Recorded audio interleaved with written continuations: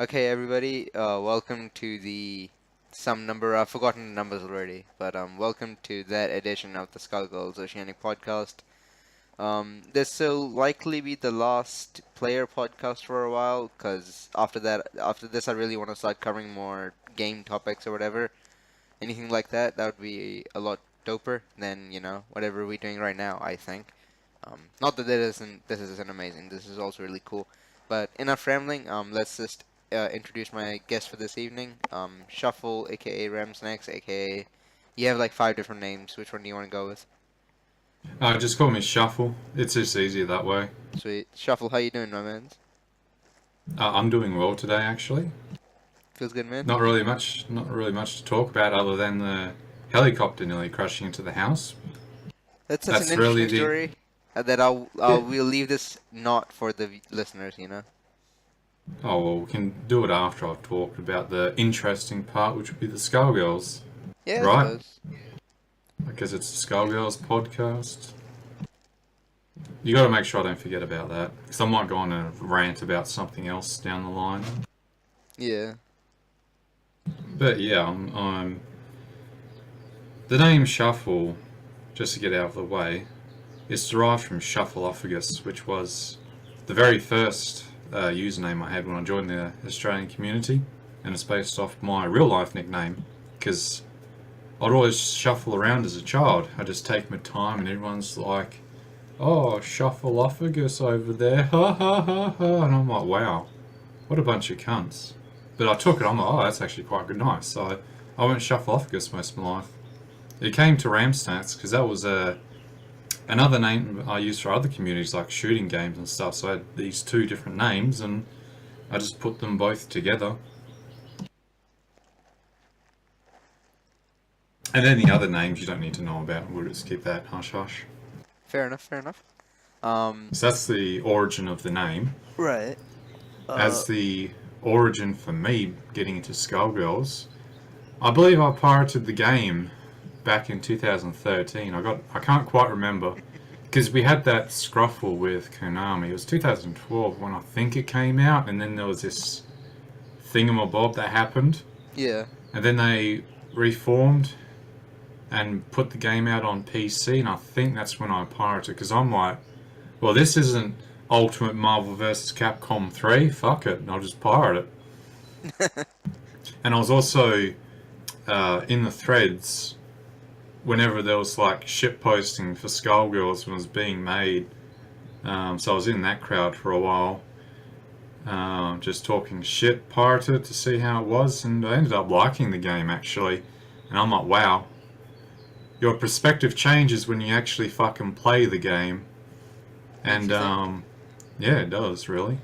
So after a while of playing story, training, I was like, yeah, I feel pretty good. Time to actually buy the game and play online. And Oh yeah, because that's if you where, pirate it, you can't play online, right? no, you can make your own network to play with other pirates, but who the fuck wants to do that shit? Interesting.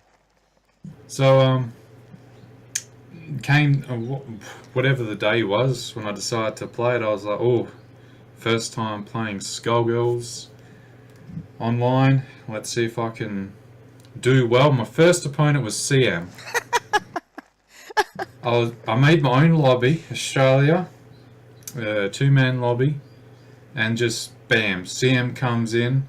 I'm like, okay, this guy's probably going to kick my ass. This is how it goes, and it was just murder. I didn't even get to do anything.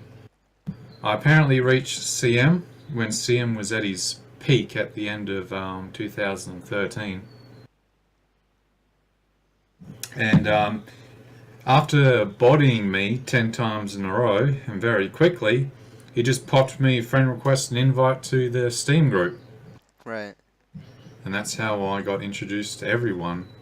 I believe I came in when Led left, Right. and this would have been when CM won that offline tournament as well, I believe, because there was talks about that. There was also some drama in the community as well with CM and Age.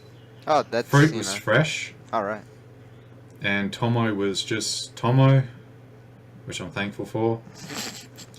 Dean was there too. Yeah, and I just came in the middle of all this transitioning, I guess, where CM became the top dog. Led bowed out because he wanted to play other games, and CM and H had this difference of opinion when it comes on to how to play the game. Right. And that's how I got introduced to the Australian community. And interesting enough, CM's like, well, despite bodying you, you're not that bad, so I might as well invite you to the dojo of Get Good. And there was 2 students at the dojo, being Fruit and I, the disciples of CM. Right. It was quite an interesting period because that was mostly just me grinding, getting yelled at by CM, beaten by CM, and then Fruit and I developing our rivalry. I never played Age much in that period because that's when he left. Hiatus, I guess I would say. Right. And that's the start of it. 2013 and just a bit of 2014. 2014 would definitely be when I was in the dojo getting good, so to speak. And just learning about everyone. I never got to play Tomo much because being in Western Australia and everyone's in Victoria, I'm like 3 hours behind everyone, so they're asleep when I'm ready to go play. So I'm only played with the people who had sleeping problems or uni students who didn't need sleep, so that'd be CM, Fruit, and everyone else. Right. Do you have any questions regarding that? Nah, not really. I mean, always kind of knew your story as like when I was coming in, you were the guy who had like just started becoming kind of sort of really good. So it's kind of interesting Oh, in yeah. that perspective. Oh yeah, you coming in, that was interesting. I remember that. I want to know about this. You were this bright-eyed fucking guy. You're like, hi guys, I really like this game, and I really like to be good. And the first thing CM's like, don't listen to Skullheart. Whatever you do, don't listen to Skullheart. You listen to me.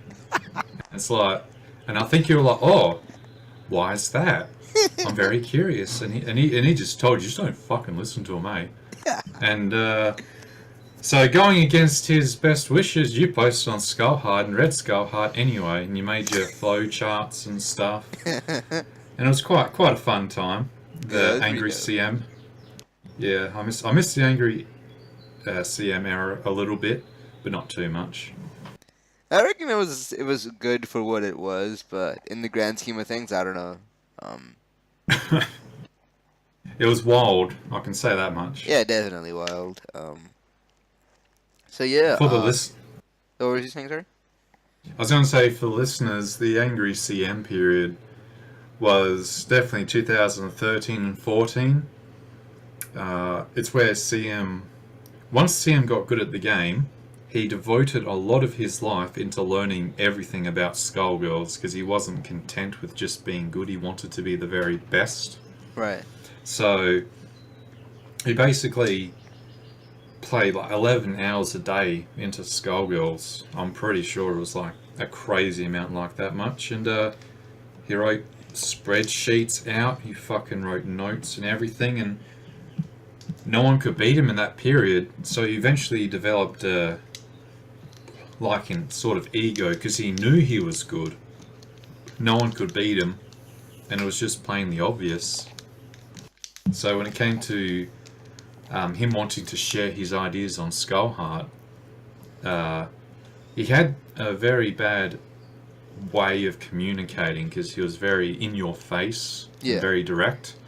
Whereas a lot of people on Skullheart, it's like a community that wants to be nice and friendly, but when you're someone like, I guess kind of like us in that period, it's like we're more, as Australians, we're more direct. We're more direct and we like to banter, and it's very hard to transmit that a bit. Yeah. And CM came off a lot as being an asshole because people would compare him to Volps. Oh yeah, that's kind of. Honestly, I feel like that's somewhat insulting to see him, but it'd be how it be. Yeah. Because from what I recall, from what I have gained knowledge of over the years, Issa was never really very good. Like he wasn't the best in Europe or anything. From what I know, maybe he was. I don't know. At some point. Hmm. I think that's true to some extent because he even told me himself when I was in Europe. But we'll get to that when we get there. Because we're still in 2014 Skullheart period. Right. I think I made some posts on Skullheart, but this was still the tech finding era, and everyone was still getting good. And I think Sonic Fox was finding his feet as well at that time. Mm. This was also when Big Band came out too, wasn't it? I was in way after Big Band. I was in like when Beowulf, Beowulf was about being done. Was when I came in, to give any reference of time. Yeah, I can't remember when our Lord and Savior came into the game, but I'm thankful I think Big he Ben did. was when the game came on PC, from what I recall, like around that time, or maybe if not then, like slightly after.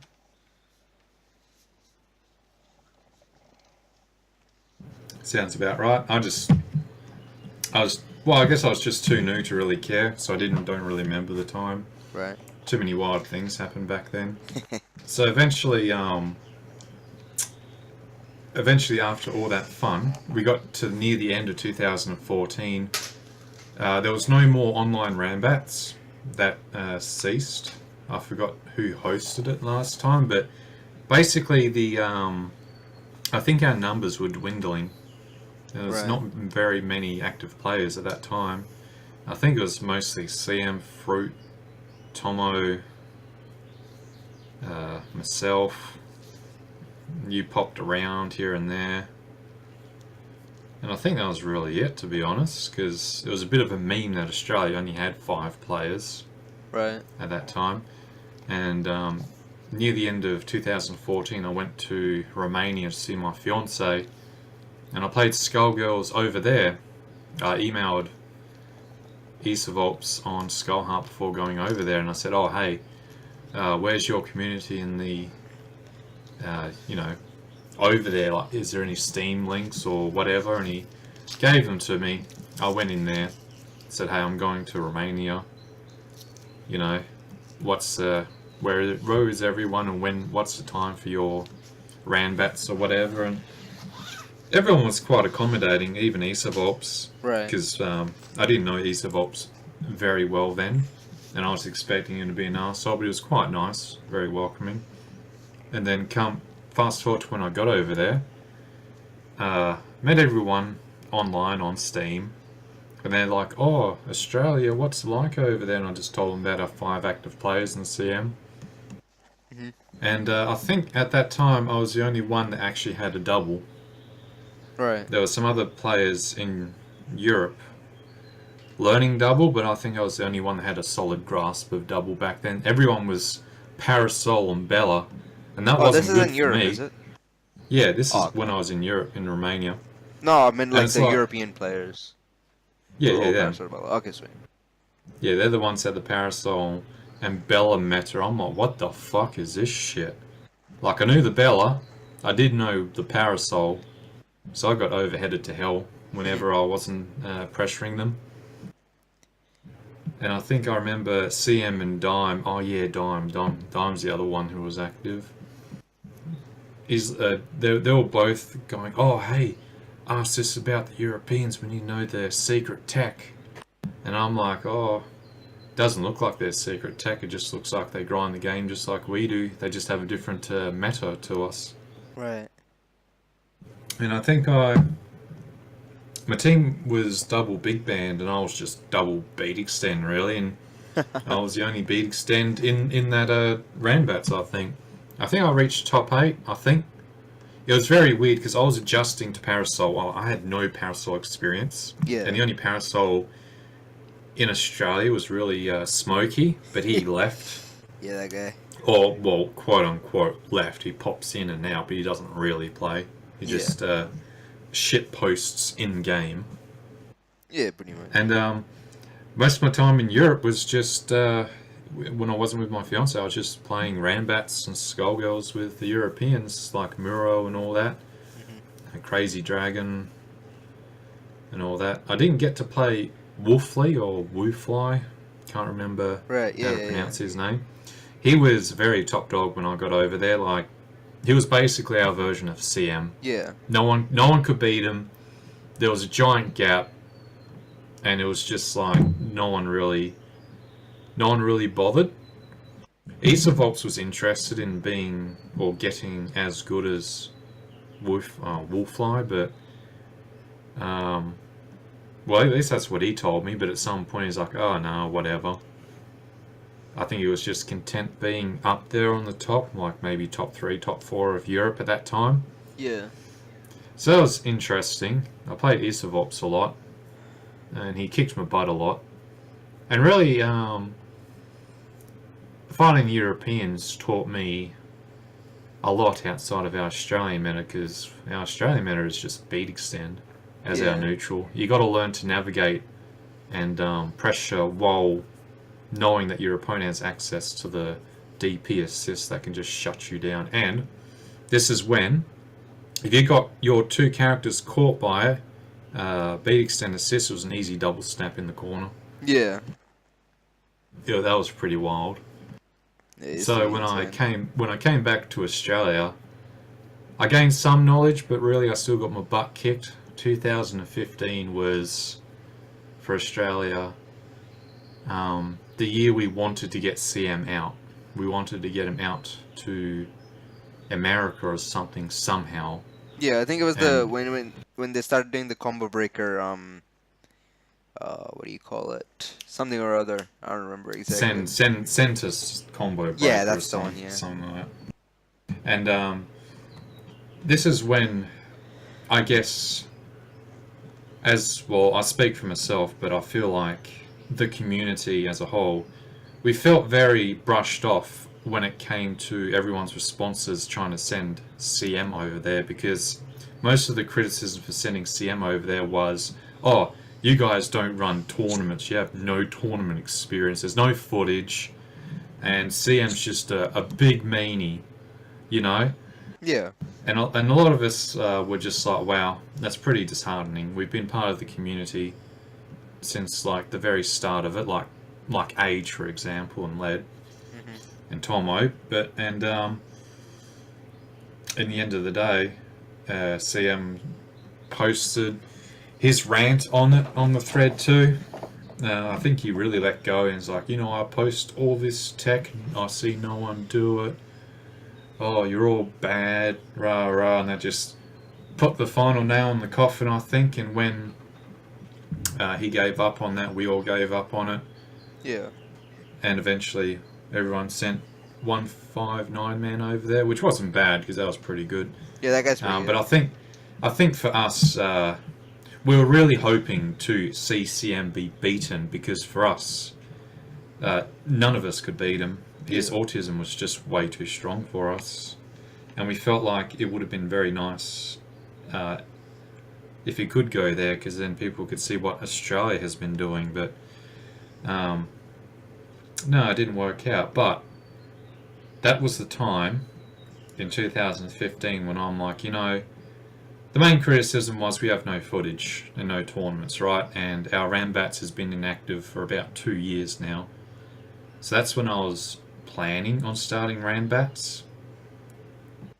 And so 2015 was me still at uni. I started uni in 2013 and was grinding that while I was also grinding Skullgirls and visiting my fiance every year. So what else happened in 2015 before I shift the year? I do remember it was mostly Skullhard interactions still with 2015, with trying to share tech. Right.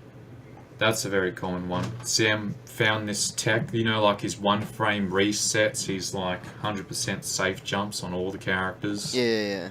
All that stuff he tried to share, but whoever tried to give feedback to him gave him this like half-assed response. He's like, well, you can't do this though. And Sam's just always been like, did you even lab what I wrote, Because if you did clearly lab it, you'd see that it would actually work, And a lot of people didn't like that. But I feel like CM wasn't too wrong though, because even I used some of his tech that he wrote. Because why wouldn't I? The power of autism is strong. Yeah, you're right. And yeah, it was just very turbulent for us in Australia because we just felt like no one was listening or no one cared about us. Yeah. It was all European, America, and a little bit of Japan. Japan was still, like a little bit unknown 2015 as well. Yeah. Because I learnt from Clemfer, our resident 12.3 player, that when it comes to the Japanese culture, they tend to use private messaging a lot. So they do have their open channel, but the open channel is very formal. You don't talk directly to one person on your open channel. You use your DMs. Yeah. So that's why it's like a little harder to get into the Japanese group at first. Right. So that's probably why they were a bit quiet in that era too. But with Australia, we've always been open. It's just that no one's really approached us. But I don't blame them because one key thing I know of 2015, and Mike coined it up, the CM and Dime Coalition. Because in addition to CM posting, Dime had his notorious walls of text that no one read. You would read one sentence, and then you scroll down and you see that whole entire web page was dedicated to Dime's post. And yeah, I remember that time Mike's just like, oh, here comes the CM and Dime coalition. And I think CM took that pretty badly. We all laughed, everyone else in Australia, we laughed at that. We were like, notoriety, that's great. But that really pissed CM off a bit because it's like,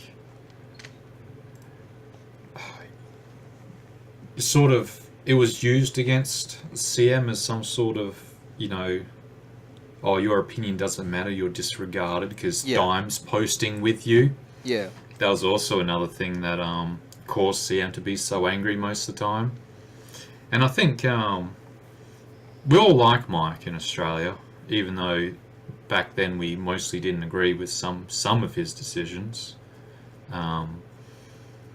What was it? You remember what was the first thing that Mike wanted us to test? It was the super jump. Yeah, the Marvel super jumping, wasn't it? I think it was like universally panned, so I don't know if that's Australia specific. Oh, I mean, I'm talking about us specifically though, like how we thought about it. Mm-hmm. And I think we liked it, but there was a lot of people who really didn't like it initially. Like everyone's like, no, don't do the Marvel super jumping, or ruin the game. But we were already making tech for it. I remember the double tech we were making. I'm like, oh, this actually makes double combos interesting. But then Mike went, oh, no one likes it, so I'll just take it down from the beta. Oh, that's one thing I like about Skullgirls in my experience. It was how the endless beta just got patched. Mike would just throw up a patch, and it'd be like Christmas. It'd be like, oh, new patch, new stuff. It would be great, and it was great. That's one thing I liked about this game. I think that's one thing that kept me in the game for so long, was just the endless beta. Right. And how Mike would always talk about it, or talk about his logic and stuff, and then you read everyone either agreeing with Mike or contesting Mike, and just like, I love Mike, but you could just see how he wanted to rip his hair out at some people sometimes. It was quite nice. It was quite funny, but also like, oh, poor Mike. Yeah, it feels bad, man. Yeah. It's not hard.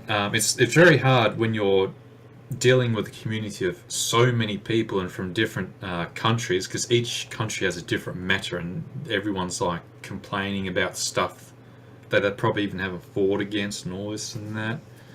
But yeah, that was pretty much 2015.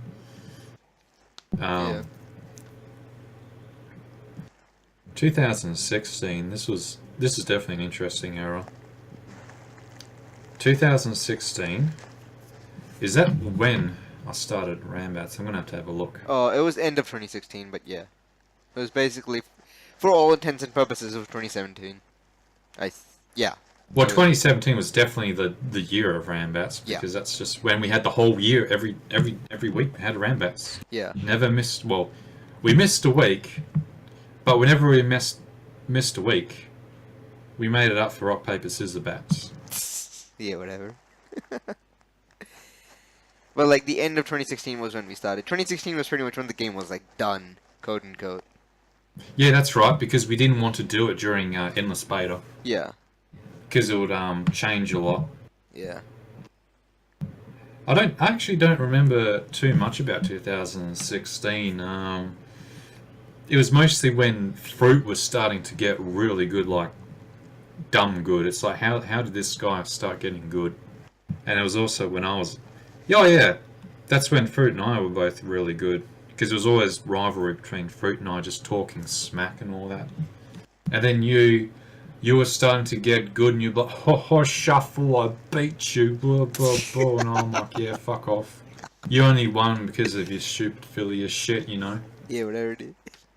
You wanna go? No. I'm not gonna play right now. Oh, yeah, that's one thing in 2016 was when you were, like, infatuated with Robo. Yeah, I mean the character was being made, and I was really interested in the design and whatnot. That was when I thought I had a mind for zoning characters and all that. Oh, how wrong I was. Wasn't it like you like the Guilty Gearish part of Robo where I she like had the beams and I like the technically the damage. dust? I like the beams and I like the damage a lot, and I like the mobility a lot as well. Because whenever I wanted to play, when I had wanted to start playing Skullgirls, it was off a Marvel 3 infatuation because I loved Magdoom Scent. And the Yeah. more I played Robo, I was like, this character is basically Magdoom Scent. And then it just wasn't, somehow. Like, I loved the yeah, jumping that's heavy punch coverage, I loved the beam stuff, I loved super jumping over and floating around and stuff like that. It was all really cool. And I loved the damage was amazing. So I spent a lot of time trying to make a lot of tech for like Robophilia Band, trying to find different orders and stuff like that. And it was all really sweet until the patch happened that changed Robo a lot. And in all honesty, a lot of the stuff still works. It's just it does a lot less damage now. So there's damage. yeah, you're right. I mean, Yeah, before Robophilia could do like 8.4k off for like one bar in the corner, which is big band damage, which is pretty big, you know. Yeah, I think I remember that a bit. It was pretty stupid because it was also very degenerate pressure. It's like, oh, I'm just going to beam, and you're either going to stand block it or you're going to crouch it. And while you're crouching, I'm going to do my high. And if you even try and block high, you get stuck in the beam, and Yeah. I go low, and all this dumb shit. Yeah, It's the only reason you beat me back then. and the beam seems pretty good. Well, it still is good. Yeah. I I mean, there was a bug in it where you couldn't absolute guard in the middle of the beam, so you got true mixed up if you had to block it. It was pretty funny. You know, that's cool. That was pretty dope. A lot of that stuff still works. It's not worth the effort for me anymore. Now that I've retired, yeah, sure, you'll be back. yeah, maybe. I don't know. We'll see. Like if CM fucking came back for the third time, you'll come back. Yeah. I wonder. Maybe. Maybe Fruit will come back one day. I don't know about that one. I think Almaz will come back before Fruit. Yeah, yeah, I probably think so. I remember my infatuation with Double came from me liking cat heads, because back when I pirated the game, cat heads was like... I must have played it... I know I played it in vanilla, but I only pirated on PC. I don't remember, because this is where I'm kind of blurred, because I was just mostly shit posting, but cat heads... It was 1 meter. I knew it was 1 meter at one point, then it got put to 2. But even when it was put to 2, it was still strong. And I was thinking about it like Virgil's swords. You know, you just as Virgil, you just do your sword, and then you just start shitting on them, and then eventually get opened up at some point. Yeah. I saw that in Double, because it was like when I casually played Marvel vs. Capcom 3, it was Virgil Doom, and I just put fucking... I don't know who my point was.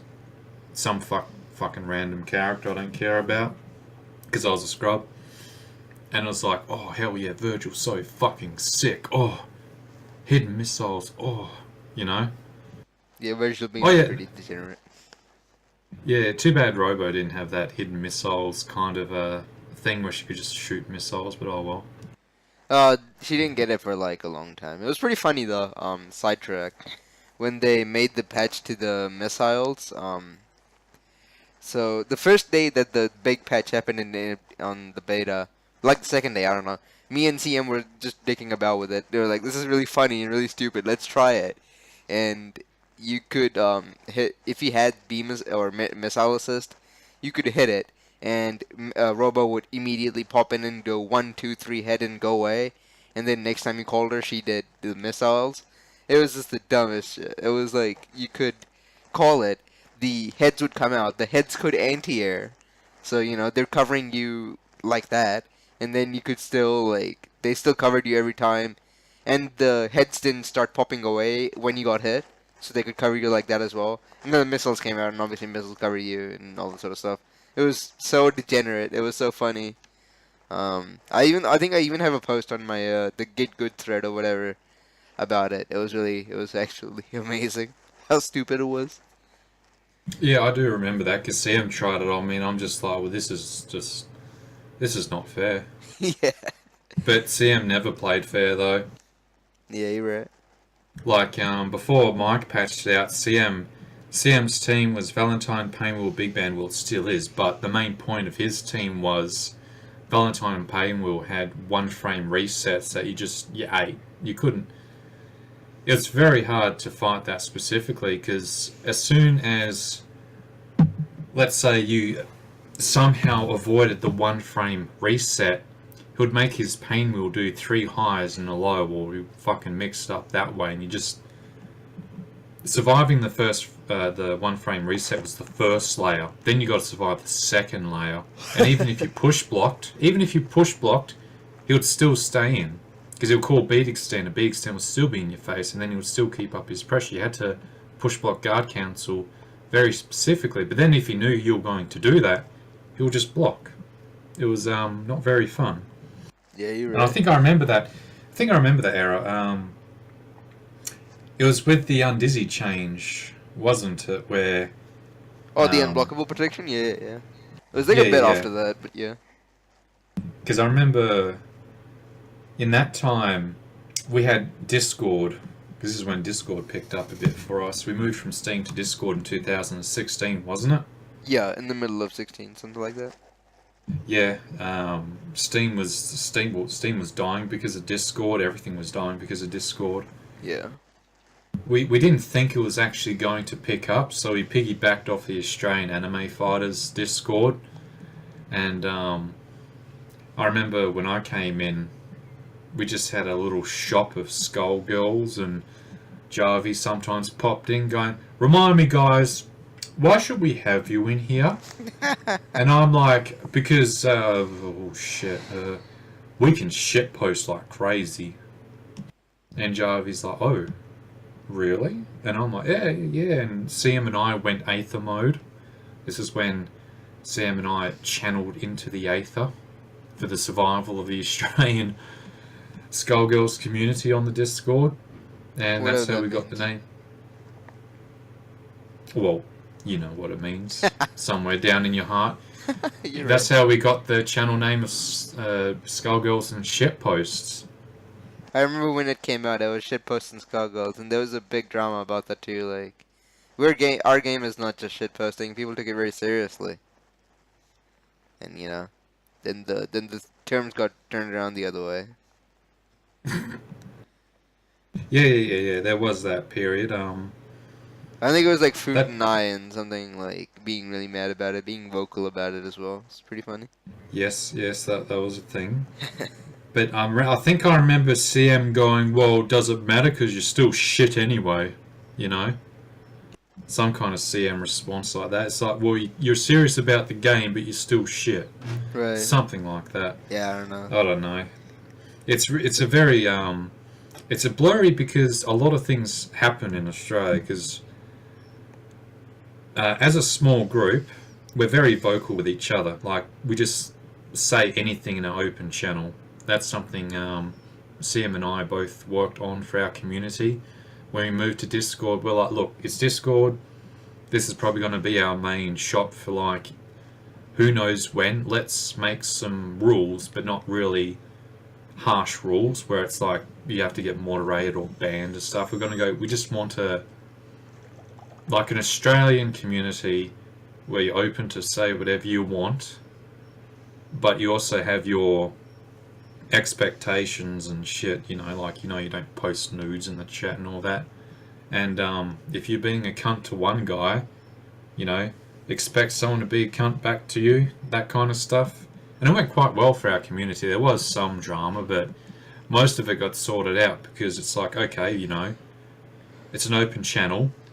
Let's talk about it. What's the conflict? And that helped the community grow quite a lot, believe it or not. That's what's special about our community. A lot of us didn't like each other that much sometimes. Like, we had our grudges, but because we were willing to be patient with each other and talk about it, we sort of bonded and grew with our differences, and it helped us improve as players as well, because everyone's different. And we really avoided having cliques. The only clique we have is the Aether clique, which is the CM and I, Aethamites, and everyone else, all the bottomites, if they think like this. But that's shit posting, that's like not taken seriously. It's like, that's the only serious clique we have, or the serious problem we might have, but I don't think it's ever going to be a problem. Everything's just open in Australia. It's like, you can come, you don't even have to be Australian, you can just jump in, say hi, don't be a cunt, and just get along with everyone. It's just our culture.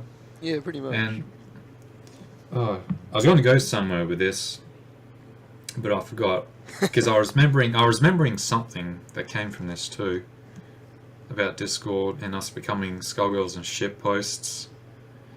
I know that's when CM wanted to go to Guilty Gear, because that also came out as well. Yeah. It's when Johnny came out, and CM's like, I'm leaving Skullgirls to play Guilty Gear because it's a more popular game. So we had our absence of CM, and that was an interesting period. Yeah. Because we had that just gap of power gone. So it's like, okay, CM's not here, we have to see who's the strongest now. I don't remember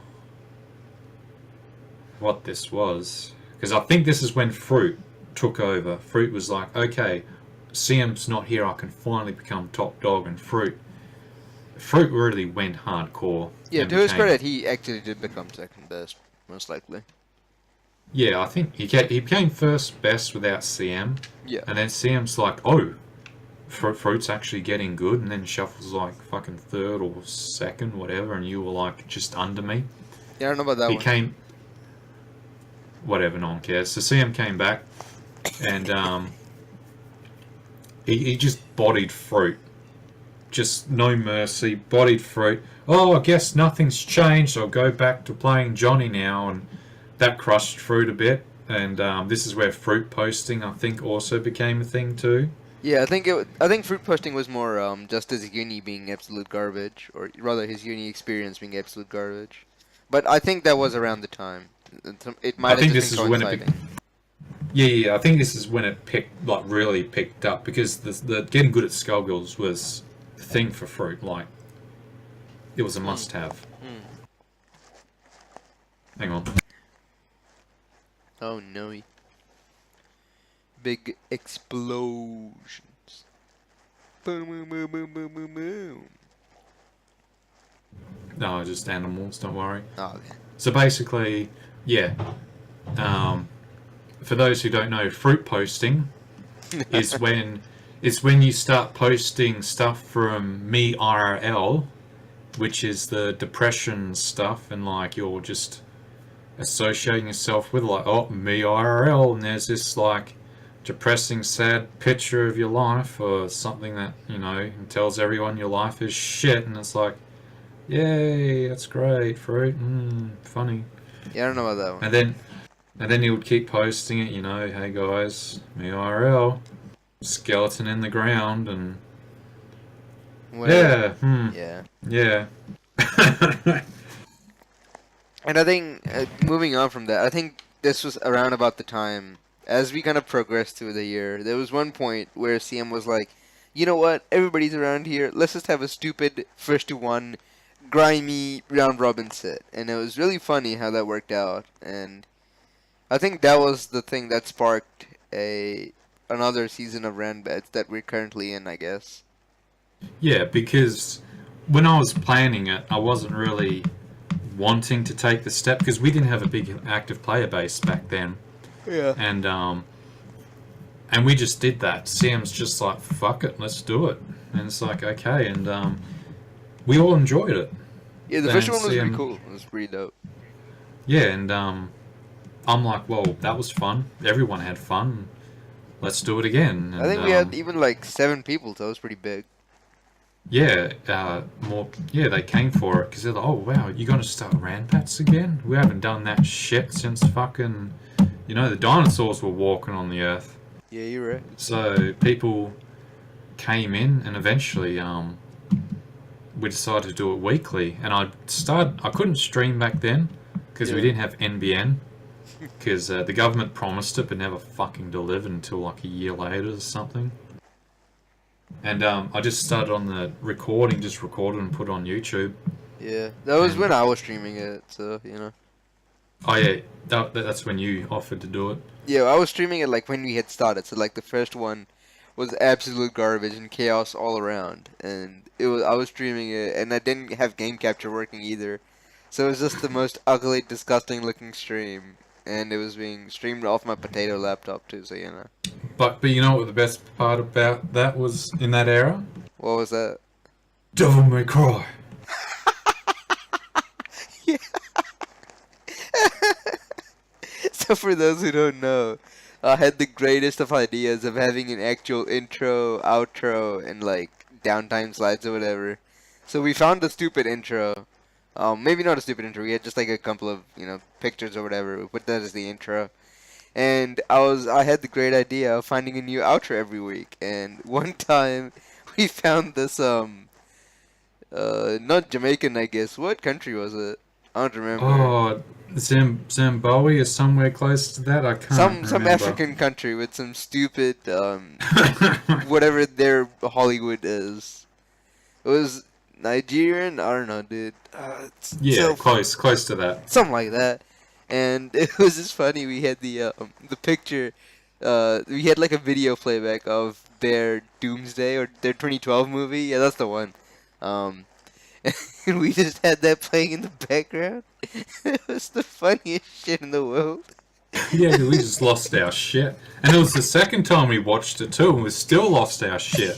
Yeah, because I saw that and I was like, that'd be amazing to put as an outro. Because It's just us. Yeah, pretty much. It's just what we do. Yeah, it was. No, I think the movie was called 2016 or something. That's why it was really funny because it started in 2016 and 2016 was like 2016 blah blah blah, and there's the alien that like clearly looks amazingly fake. Just runs up and eats some baby or some garbage. I don't know. 2016. This is 2016. Oh. Yeah, the fucking alien comes up and just boots the baby. And it had I think it had the animal sound effect.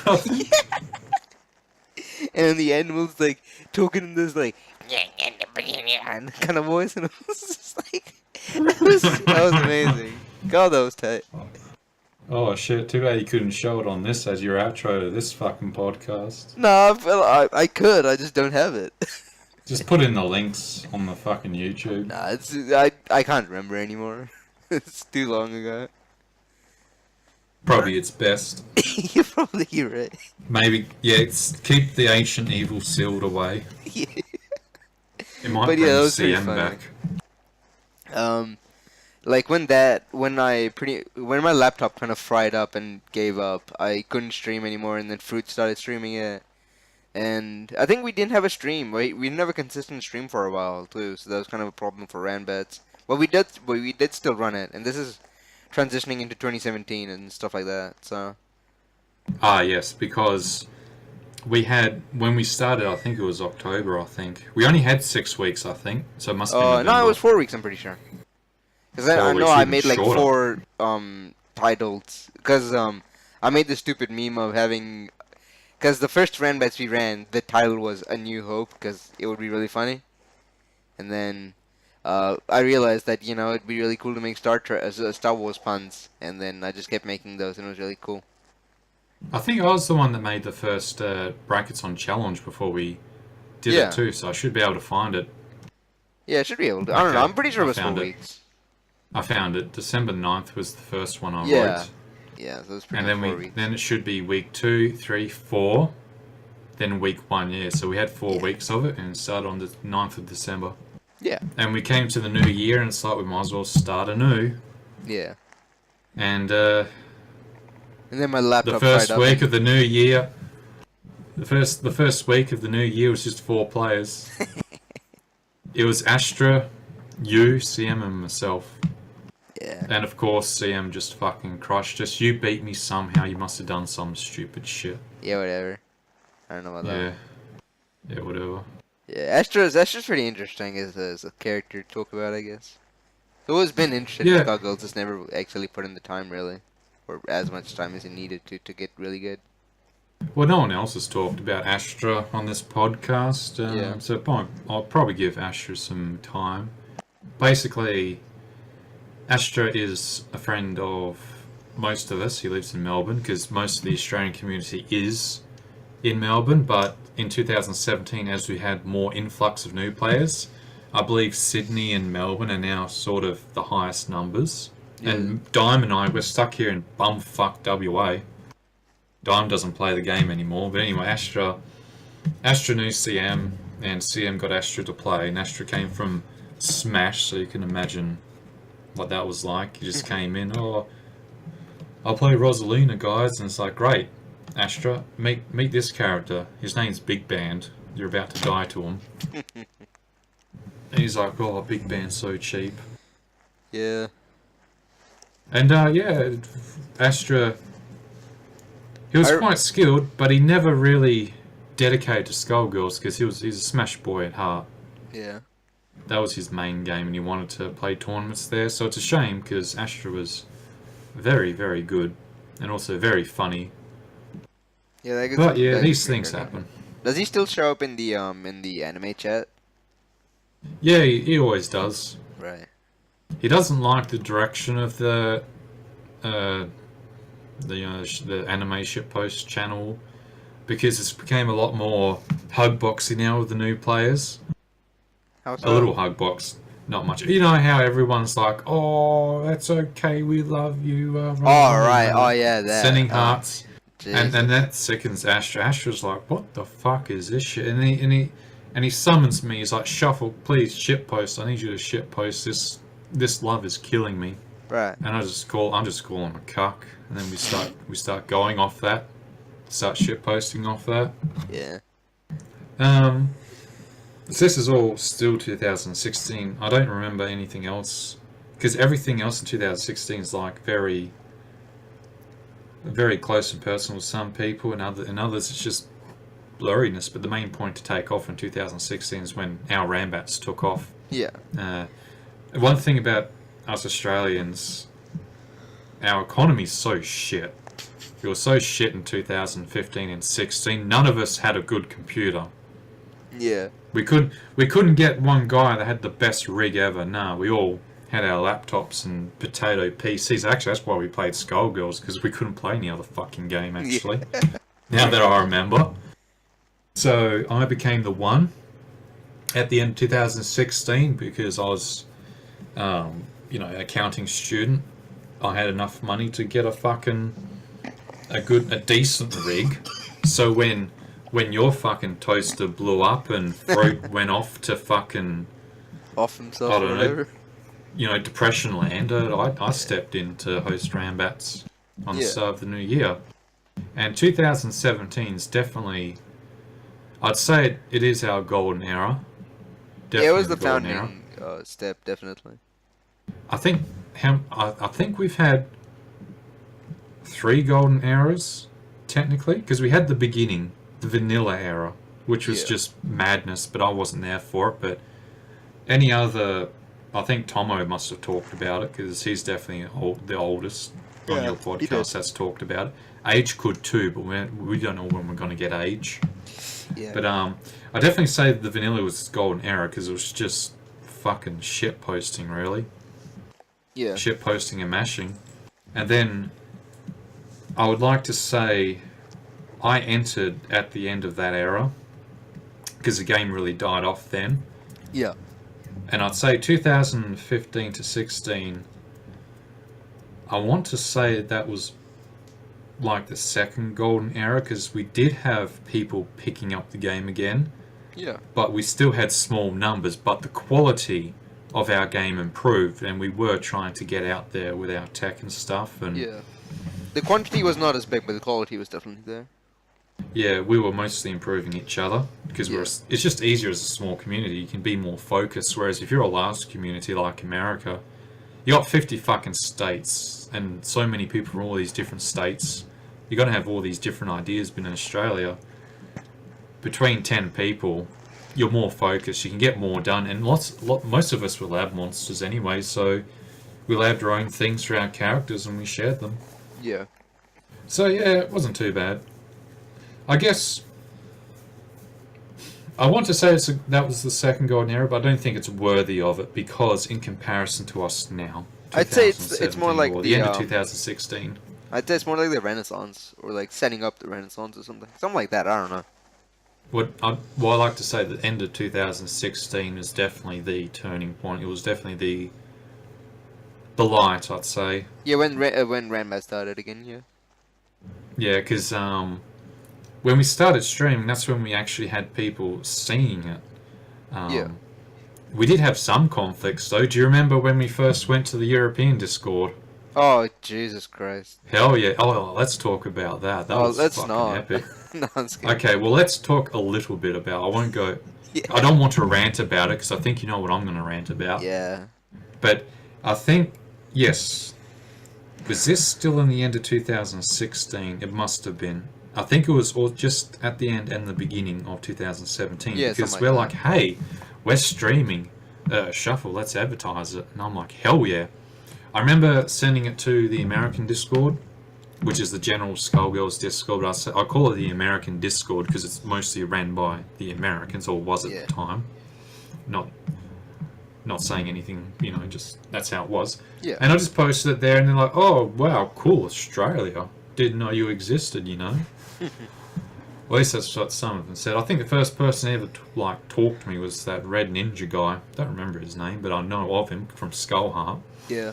And I didn't really talk much with the American Discord because of the things that happened when we tried to send CM to the combo breaker stuff, because there was still some bitterness about it. Yeah. Because we really did get brushed off quite a lot, or we felt brushed off. So it's very hard when you as a community feel isolated from everyone else because you want to be a part of them. Yeah. But we're still trying to come out and just go, oh, well, that's the past. CM is less angry now. We've all improved. Everyone's improved around the world. New start. But I couldn't bring myself to be vocal in the American Discord. Just something back then I couldn't do. But with the Europeans, because I already had a rapport with the Europeans, because I've been there, I was more vocal with the Europeans. And this was before they had that tournament, Revo, wasn't it? Yeah. I think, where they had some of the American players go over there. This was before that, so there was no real American players when we, Australia, delved into the European Discord. And I remember how I got in. I PM'd, what's his name? He's a Turkish guy. Everyone didn't like him. Started with an M. Metin, yes, Metin. Oh, you don't... No, I saw that guy. It was garbage. I remember how I'm the reason Metin found the European Discord, by the way. Yeah, I don't know about that one. Did you know? Oh, I know I am, because... No, I know that's the thing, but I'm not sure that's something to be, proud of or anything. I'm proud of it. So basically, Jesus Christ. I met Metin on a particular website because he was posting in the thread going, I'm in Turkey, how do I play European Skullgirls? And at this time with Europe, I'm like, oh, Europe's got an immigration problem, here you go. Come to the... Oh no, he didn't say he was from... He said... No, I remember what it is. I got it. That was later. He told me he was fucking Australian. That's what it was. He was shitposting. He was going, I'm Australian. So I sent him the Australian Discord. He came in. I played him. Saw the ping. I'm like, you're not fucking Australian, mate. Where are you from? And he's like, I'm from Turkey. And I'm like, you told me you were fucking Australians. Oh, I thought it said Austrian.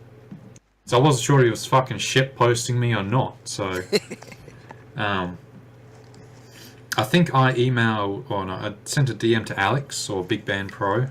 Yeah, I guess. And then I got Metin into their Discord, and then I think this was way after that we were in the Discord. Like when we had, because there was a point when you had set up your PC that me and CM played a few games, and you put that on your YouTube, and that got really popular for some reason. Because it was the first time there was like sort of, I guess. I don't know if I want to count myself as high-level Skullgirls Oceania, but like CM was definitely part of it, and people saw that higher-level play from Australia, and people were excited about it, and Europeans in particular were kind of blown up about it and stuff like that, and that's when we joined it, and there were people from America over there, and there was a bit of a clash of ideas or something you want to call, I guess. Yeah, okay. I guess I don't remember how we got in. I guess I'm pretty sure I was the first to get in though. Yeah, you were definitely there. I like everybody else was like kind of slowerish because we had started discussing that set like later on, sort of deal. Yeah, it must have been Big Bang Pro that got me in because I remember when I got in, like, what's an Australian doing here? I'm like, oh, well, technically I'm a convict sent by England, so since England's still part of Europe, I'm technically European. So, Commonwealth privilege. Might as well invite the Canadians too, I said. And yeah, that's when we posted, and they invited you and CM and everyone, and that's when we had our clash of ideas, because beat extend beats everything, rah rah rah. This was also before the... Was this before the... It was before the beat extend patch? Yeah, definitely. Yeah, back when beat extend did very, very naughty things to you. Yeah, Not that much. Yeah, I'll focus on that period because the Metin one came after, and Metin one doesn't really matter because who cares about Metin? Yeah. So, this is when CM was like, okay, a community that actually is interested in Australia and what I think. So, we definitely posted our ideas. It was mostly you and CM talking to them, and it was brass versus beat extend assist mostly. It's like, why would you... I'll try not to choke you, Emma. I know it's hard. I'm just kind of sick lately. Yeah, sick of brass, right? Yeah, you're right. So basically it's like, why would you use beat extend when you can use brass as a lockdown? And it's like, CM's like, oh, what's great against brass? Fucking super jumping over it.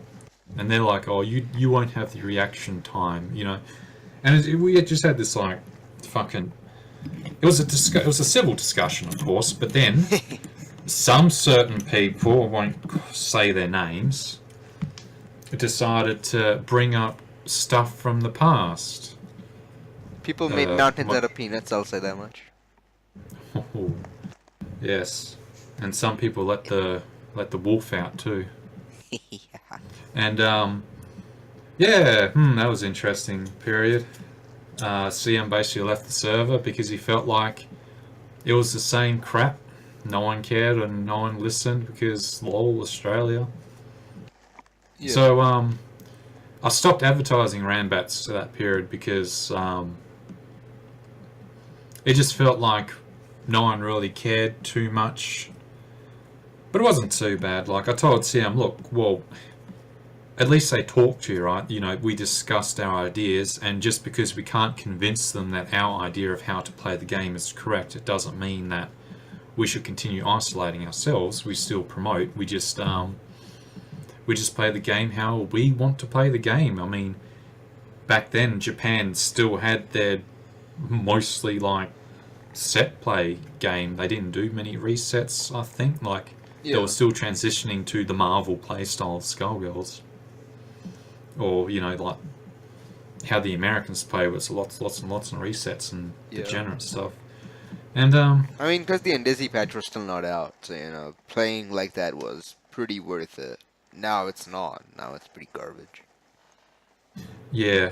And I guess we're approaching that too, so I think I'll end the European Discord saga by saying I feel like I'm very responsible for their little civil war they had by letting Metin into their server. But Was that the actual reason they caused that? I believe Metin was the one that caused the civil war. Jesus Christ. Yeah, and I let him in. What an insignificant little piece of, whatever caused This that is like entire secret garbage. law that... No, this is secret law that no one else knows about, because I've done some pretty, low profile stuff. I won't talk about it because I'll get killed by the emus, but this is something I'll let out. That's quite interesting though, because we had our own little civil war, but not really. It was like the CM and Age little fight. How many of these CM and Age fights were there? Was like 2 or 3, I think. There were a few battles in the CM versus Age war. I can tell you that much. Yeah, because I was mostly wanting to follow the years, but like I'm now starting to remember so much.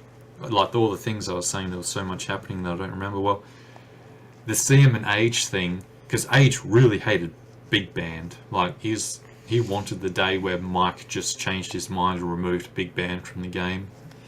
I don't know about Steam stuff, but definitely when Discord came about, when Age joined Discord and became part of the community again, there was a lot of passive aggressive stuff being thrown around, and Age left again and then came back again and left again and kind of stuck around ever since, I guess, for better or for worse. The Rambats definitely kept Age around because I remember Age did beat CM once, I think. Not in this one. Not in this season. I can tell you that. Yeah, not this. It was very early, I think. Yeah. And that's when another fight happened, I think. CM versus Smokey, I think. Maybe, I don't know. Yeah, okay. I think that's where the CM Smokey one came from, because it was CM and Age discussing, because CM was like, oh wow, you finally beat me, but you used this stupid tech to do so, or something like that. And then Smokey comes in with his psychologist degree and going, CM, you're pretty fucking butthurt all the time. And then, yeah, CM fucking unzipped Smokey a bit, and then Smokey unzipped CM, and then because Smokey has the best option select in Australia of not ever playing. Yes, he coined the I don't play this game option select, yeah, which none of us can defeat. Yeah, that I took in many a time. It's just so strong, you can't beat it. How can you defeat someone who doesn't play the game? Yeah, man. So, yeah, that was interesting. And I think coming into 2017, the biggest thing for the community was the influx of players, which is why I want to call it the second golden age, I suppose. Yeah. I guess I'll leave 2014, 15, 16 as the build up, I guess, because vanilla was the golden era. It ended when I came in, and then I helped stabilize the community, because I'm a very influential member of it, because I've always been around every single day, shitposting every single day, making memes every single day. I like how that's considered a positive contribution, but sure, go ahead. I'm just kidding. It's Australia. We embrace it. Yeah, you're right. You're New Zealand, so it's sort of like a little bit iffy for you. Yeah, you're right. I won't talk about what you've posted, mate, but you know what you've posted in the past. So you can't talk shit. Yeah, you're right. But yeah, I definitely say the Rambats was it. It was when we decided we're going to do Rambats.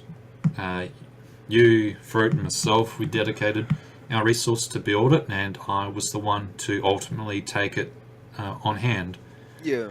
And I was getting bodied in real life when I was streaming it, but because I wanted the community to keep growing, I kept doing it, and Yeah. I knew I was going to get burnt out, but I enjoyed the game and the people so much, I kept doing it, and I knew from experience with the community from the previous years, whenever I've been away or I've like had a break, everything went silent or dead. Yeah. And when I was doing the Rambats, I'm like, if I ever stop doing this, I can't trust Yoma or Fruit to be as consistent as I am due to their life circumstances. So I just kept pushing and doing it while dealing with my own personal problems. And I think it was the right thing to do for the community, but it wasn't the right thing to do for me. Yeah, definitely. But it didn't matter, because the point was long-term growth was the goal. That's what Sam and I both agreed to when we went into the Discord and we decided to get the Rambats going. Yeah, see, like, the thing is that the fact that it was consistent week after week is what kept a lot of the new people around, really. Like, people like Jedi were kept around because of it, and maybe that wasn't the greatest of ideas, but, do you remember when Jedi first came in and we did the Rambats in the beta and he didn't have beta and like, oh no, you can't play with us, and Jedi was like, oh, that was really funny. Play. Yeah, I'm like, just get beta, and he's like, I don't have beta though. Everybody's like, how do you not have beta? It's like, well, I guess you're not playing with us, and then I'm glad that Jedi stuck around after that period, because we weren't that cunty to him. We're just like, oh, sorry, but we play endless beta. And he was like, well, I don't have beta. This particular reason. Yeah. I know why we did it, because we did the first Rambats in endless beta, and we didn't want to go to retail because it was still different. There was still a big difference between beta and retail. But anyway, the new year started, we went on retail, and that's when Jedi jumped in and started learning the game. And I remember we just kicked the shit out of Jedi, and we all had our laughs, and it was a great time. I wish we could have it again. Yeah, it feels bad.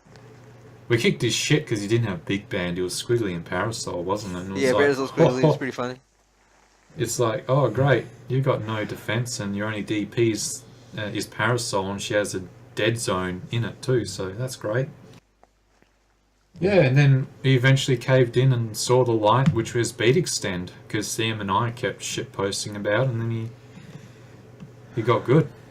Yeah, I don't know about that part. Kind of, that's a bit of a tragedy. No, I'm just kidding. I like giving Jedi a hard time. It's pretty good. Don't we all? Yeah. We give each other a hard time, in case anyone's very curious. Like, you'll see us, and you might see two Australians having a fight, but really they're probably just having banter and having a good time. Yeah. This is something we all wanted at the very start. When getting more players coming, we said, yeah, look, we didn't want to lose our sense of community. Yeah, we said, look, here we don't have written rules for our shitposting channel. Yeah. But here's the code of ethics that because it's still Australian based, because like mateship and shit, like we didn't feel like we had to write the rules down. If anyone did anything wrong, we just call them out. Yeah. In an open channel and just talk about it without being aggressive. The only problems we ever had was when CM's aggression came back, but that was manageable. It's like, oh, hey, CM, you're stepping the line a bit because, you're getting back into that, getting overly aggressive over something that doesn't need it. And then he stepped back. And, it's at the end of the day, everyone's like, oh, well, we're still friends. It doesn't matter if we had an argument. And that's when Age also stuck around as well, because he just avoided CM, but he was always reassured that his opinion would be heard, even if CM was like overshadowing it. And that's something we developed. So when the new players came in, the ritual for the new players in 2017 was the CM Survival of the Fittest camp. Like, you got your shit kicked when you joined the server. Like, there was no excuse. It was, you have to watch your mandatory Gachi Muchi video and then get your ass kicked. There was no escape, right? You got boy next door pretty hard. Yeah, it's pretty rough. And the new players sticked, and the players that didn't stick were the ones that didn't take the game seriously. And we went along with that a bit. CM had this idea of if you weren't serious about this game, then you're not going to play it after you get your ass kicked 10 times. And Yeah. that was generally true, because we did filter a lot of people, and the mindset of that was CM didn't want to waste his time with new players, and a lot of us didn't have time to nurture the people who really struggled or were really casual. We didn't have the numbers to appease them. Yeah. I guess in hindsight, we should have still kept them in another way, but the system we had, we just had to know where you were, and basically, if you weren't serious about the game, you fell off a bit. Yeah. And some key people who are like this are Almaz and AFC. They're the most notorious ones who got shadow realmed. They played the game. They enjoyed the shit posting, but they're bad at the game. They didn't care about the game to a point where they didn't want to get better, and it really pissed some of us off. But not badly. It's just like, hey, here's how to improve. And they didn't want to improve, and it's like, oh, okay, well, I guess you didn't want to improve. But then they'll just constantly complain, and it's how CM came about the Survival of the Fittest Club. He was just convinced everyone who wasn't serious is just going to stay there, so we went with it. And it wasn't like cruel. It's just like, oh, hey, you're not serious about the game, so we're going to focus this portion to you because we don't have that many time or resources. Then we're going to focus on our Rambats, and you're welcome to join Rambats. It's always been a thing. New players can join Rambats with the pros and get your shit kicked in. And everybody's encouraged. I think everyone's encouraged. It doesn't matter what your skill level is. It's just that the people who didn't take it seriously just got so demotivated because the skill ceiling and the skill gap was just so much, but we couldn't do anything about it because there's no one else near their skill. Yeah. But then when more people kept playing, when we because there was like a few people like that. There was like Jedi who just came in. And it was like pretty bad when he started, and then he got beat up like every day. Because he had the motivation and the dedication to play every day, even though he was on retail and everybody else was on beta or whatever. But we gave him the same level of resources we did with every new player. We threw the basic mechanics guide at him, the resources, the combos, and here you go. This is it. This is your beginner's guide. You either learn this or you don't. And he did, and he got good. And that's why we thought our system. Yeah, that's why we thought our system worked, because it did work for those people that actually paid attention and put their homework in, and those who didn't, they're just casual and they stayed casual. And Almaz and AFC, they just didn't give a crap about the game, and their shit posts were pretty bad, and they got bantered out of the server. Almaz got ooblied. That was really funny. Ooblied, yes, that's how you. Who coined it? Because you made it, but someone. It's because Almaz made he was like, everybody's bullying me, but then he ooblied it or whatever, and then I just ran with it because it was really funny. Yes, Almaz coined his own destruction. That's why the shitpost for Oobly was so strong, because the one who created it was the one that got destroyed. It can never be undone now. That was so funny. I still have that picture in my in the slides or whatever for the thingy. I've still got everything. So what was it? I keep all our shitposts and memes in my file, so I've got that too.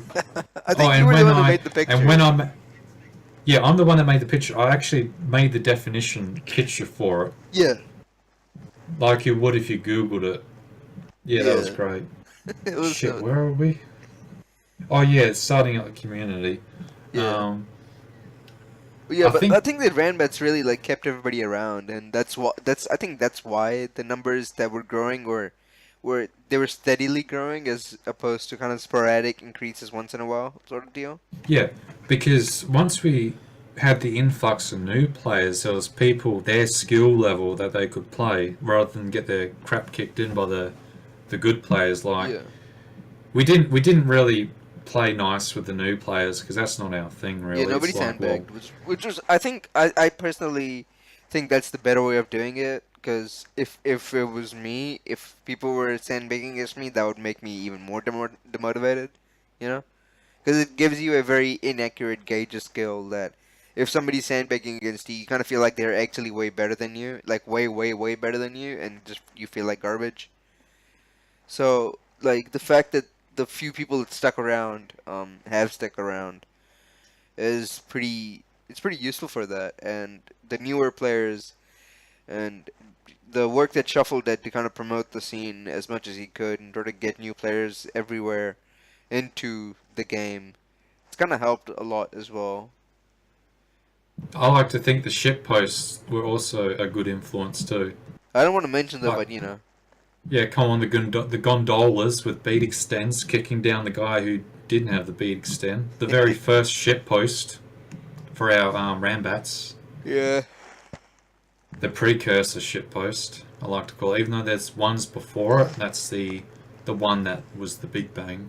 Yeah, that's the one that started it all off. There's Started the the one with Aether. there's the one with the beat extends beating kicking the guy who didn't have it, and it was like, please stop XDD. That shit was funny.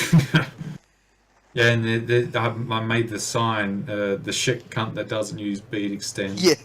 Oh yeah, that's because on the first Rambats, everyone who was up top used bead extend, and everyone who didn't use bead extend just lost everything. That's Yeah. it. That's how that was made. Yeah. God, that was funny. It was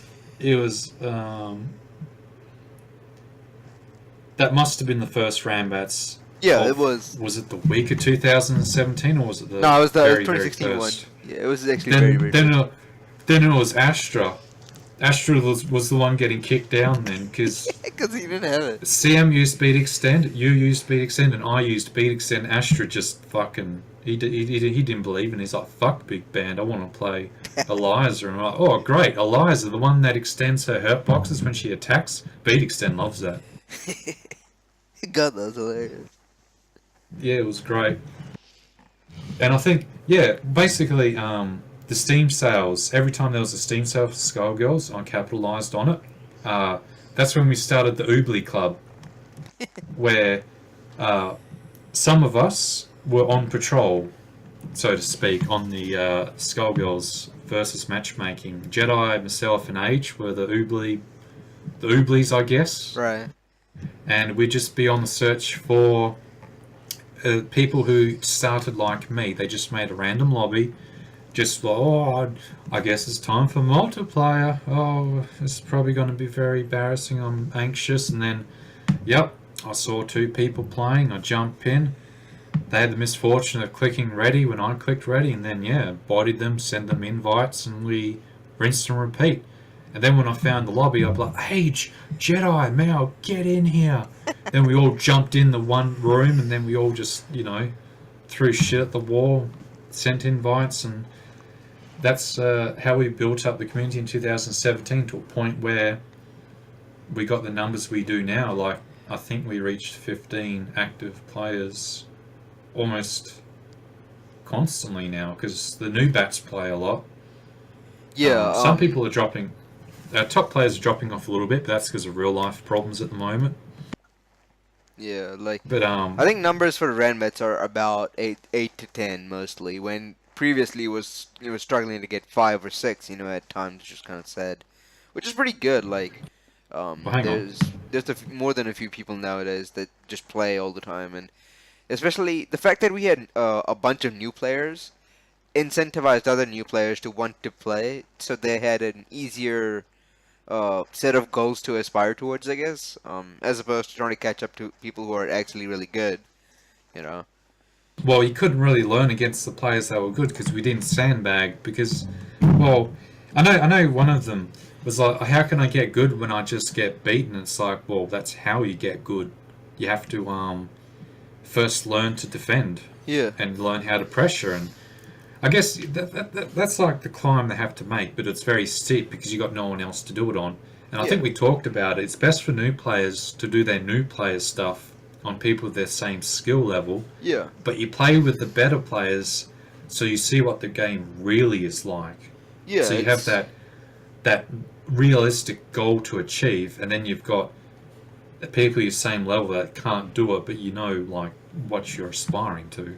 yeah, it's also that if you're playing against other new players, it gives you an easier time to implement new ideas and focus on strategies. Whereas playing the better player, they will just like if you're trying to implement a new idea, chances are the better player understands that idea anyway, and then they just beat you up for trying to implement it, because they already understand the ins and outs of it better than you do when you're trying to start with it.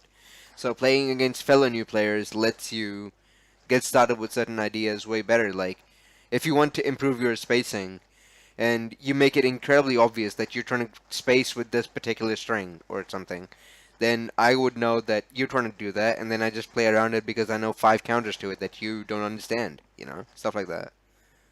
So that's You why know, it's having the new also players is incredibly useful. Is that it gives people more people to play against, other different kinds of people to play against, different skill levels to play against, and different skill sets and thought processes to kind of go towards and stuff like that. It's always good. yeah, yeah. Imagine fighting a person who doesn't know push block and your headless misfortune in the corner. Like you put them in the corner as headless misfortune, they don't know how to push block. It's great. Yeah, I don't know about that one. Yeah, that was some of the new players' experience back when I was playing a lot. It's like, oh great, you don't know what push blocking is. Good night. Yeah. It was just dead.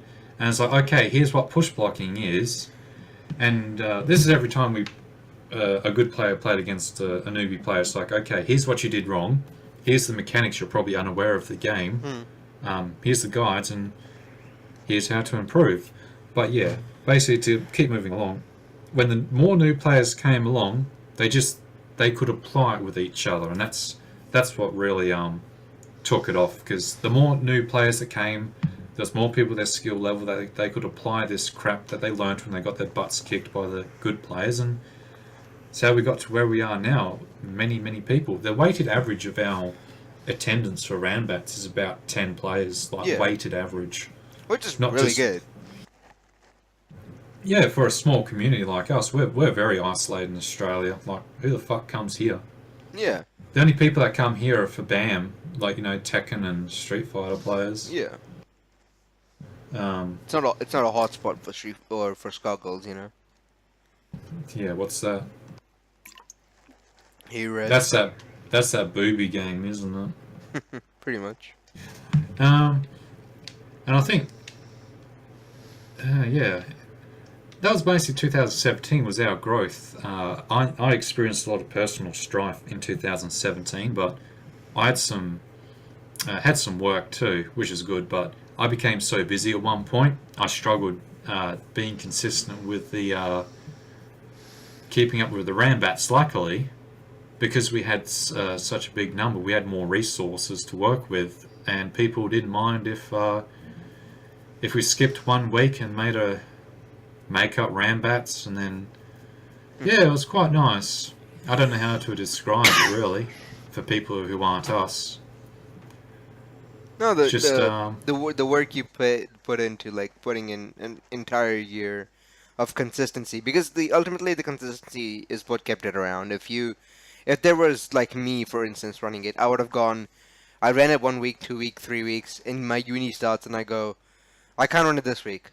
Next week comes around, okay, maybe I can run it, maybe I can't, stuff like that. It always messes with you, so. And the inconsistency ends up getting people dropping off, People aren't as consistently playing all the time, because the Renbeds gives people, like, one time every week to just work towards, and objectively get results on your improvement and whatnot, which is pretty important. So, stuff like that is pretty useful to have. And the fact that you worked for it was pretty good. yeah, like if worth you look at seeing. Jedi, it helped Jedi get good. It helped Risky get good because Yeah, brought Risky It's back just- and got him to play all the time. yeah. So it's like that's it going for us. Like it's just how our system works. CM and I just had this idea. I ultimately carried it because CM decided to move on and come in and out. But yeah, ultimately it was on my shoulders. But Yeah, I more don't out like to than in. toot. I don't like to toot my own horn that much. But I know I'm very influential.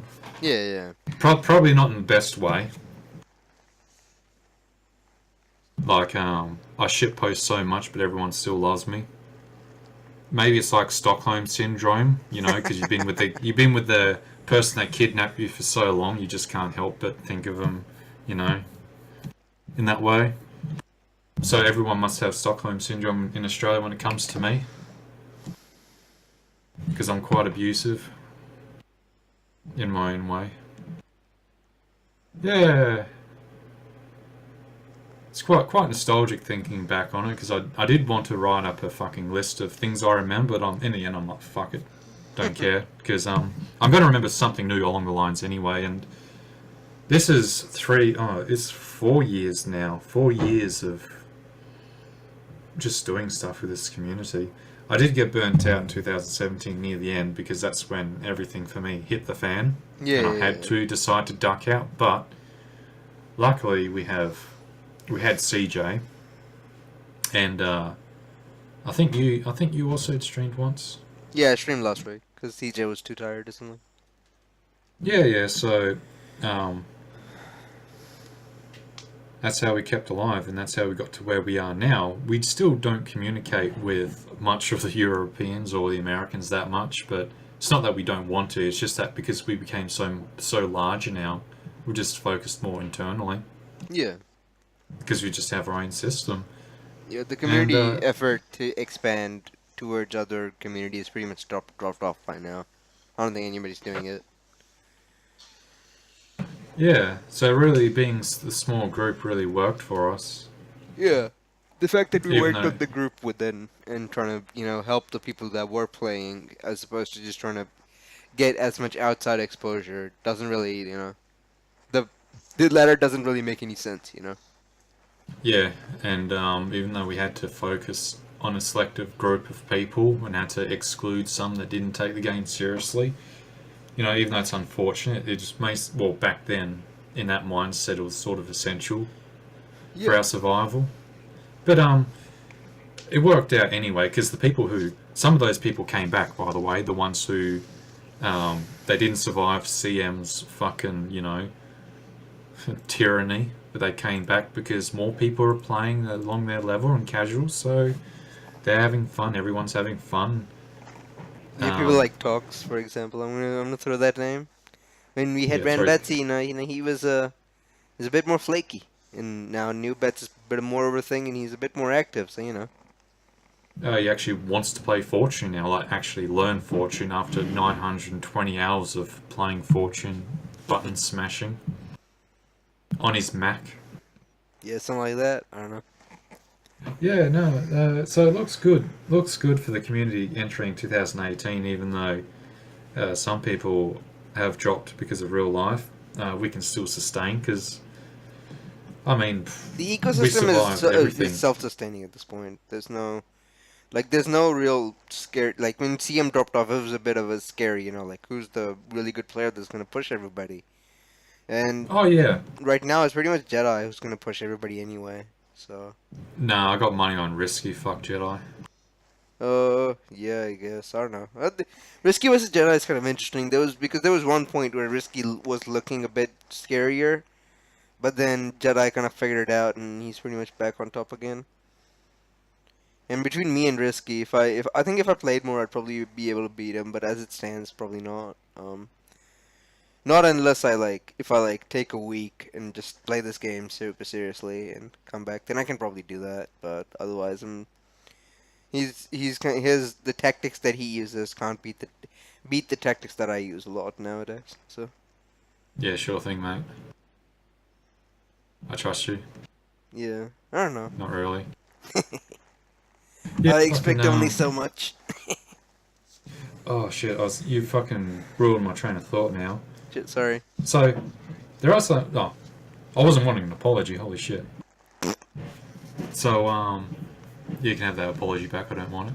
Yeah, There whatever. was one thing I wanted to talk about. I remember I did want to talk about the Undizzy patch though, because I remember that was also another thing that was a bit of a kick in the teeth for us in terms of communicating with the external parties. Yeah, because it Do you was dope remember? being like, the game is done, and then the game was not done. It's like, alright, that's cool. Yeah. Um, I like because how we it were was like, already in the other. oh, sorry, it was like a three, it was like, oh, the PS4 thingy hasn't come out yet or whatever.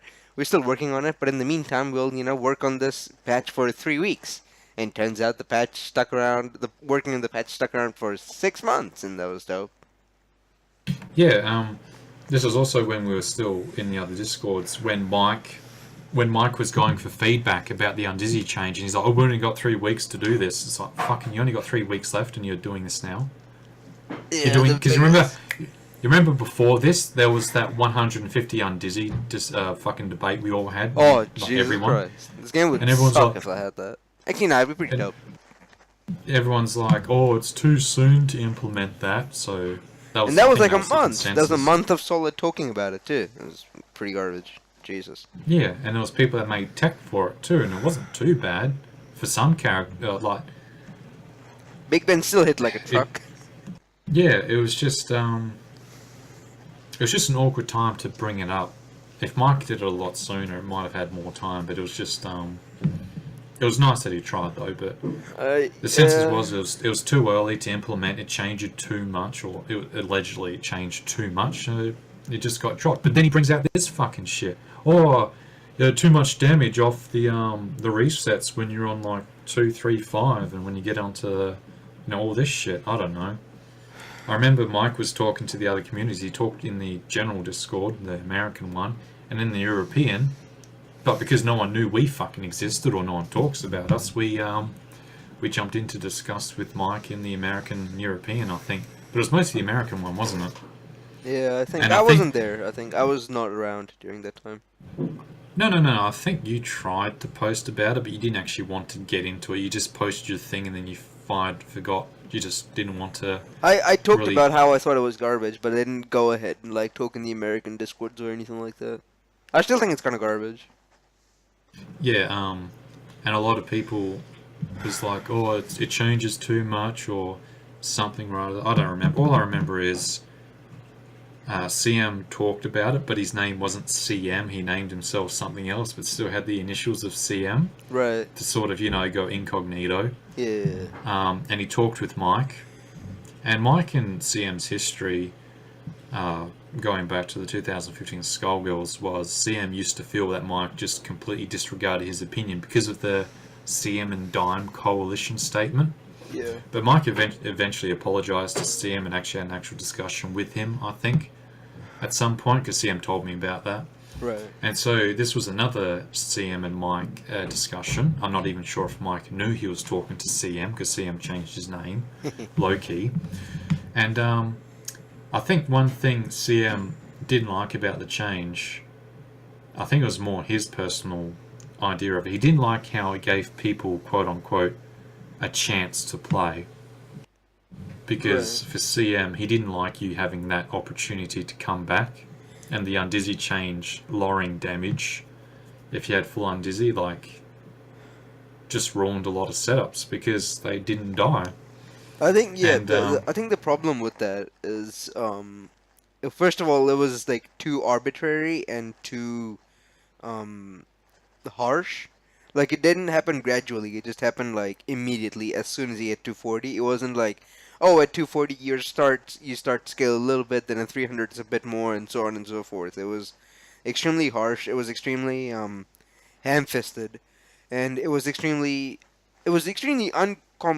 comeback too, because if you are trying to make a comeback as a solo, you can't afford to let the other team play because you then have to win neutral that many more times, and your neutral is significantly worse already. The the the problem, I think, that when I was discussing with him was that he felt it was too harsh, and it kind of it widened the gap between the tiers of the different characters. Like Peacock is that much more that much stronger now because when she goes to neutral, she is at a better advantage state than every single character in the game. You know, stuff like that. So I don't know. yeah, but when we talked, well, I should just say when CM, because he was the most vocal out of all of us. Tomo said Yeah. something, but CM was the one that went to town. He's just like, Mike, fucking, I don't like the idea of people playing, like having a chance to play the game because it pretty much what you just said. It makes comebacks a little harder for everyone else. And Mike goes, well, that's not how I want the game. How I want the game is I want people to have a fair chance either way, or something like that. And that's when CM dropped it, because it's like Mike put his foot down on that decision. But once we heard that, we were labbing the change anyway to see how it worked, and we're like, yeah, we're just going to have to play the game smarter, because Mike's very stubborn when it comes to when he puts his foot down, because when Mike puts his foot down, it's like, okay, he ain't moving from that position. And we just labbed it, and we said we can work with it. We don't like it, but we can work with it. And then we just made new tech off it, and that's it. Just had to play better. Yeah. And that's how that's also why we survived. Whenever there's a change, we're like, well, it's changed.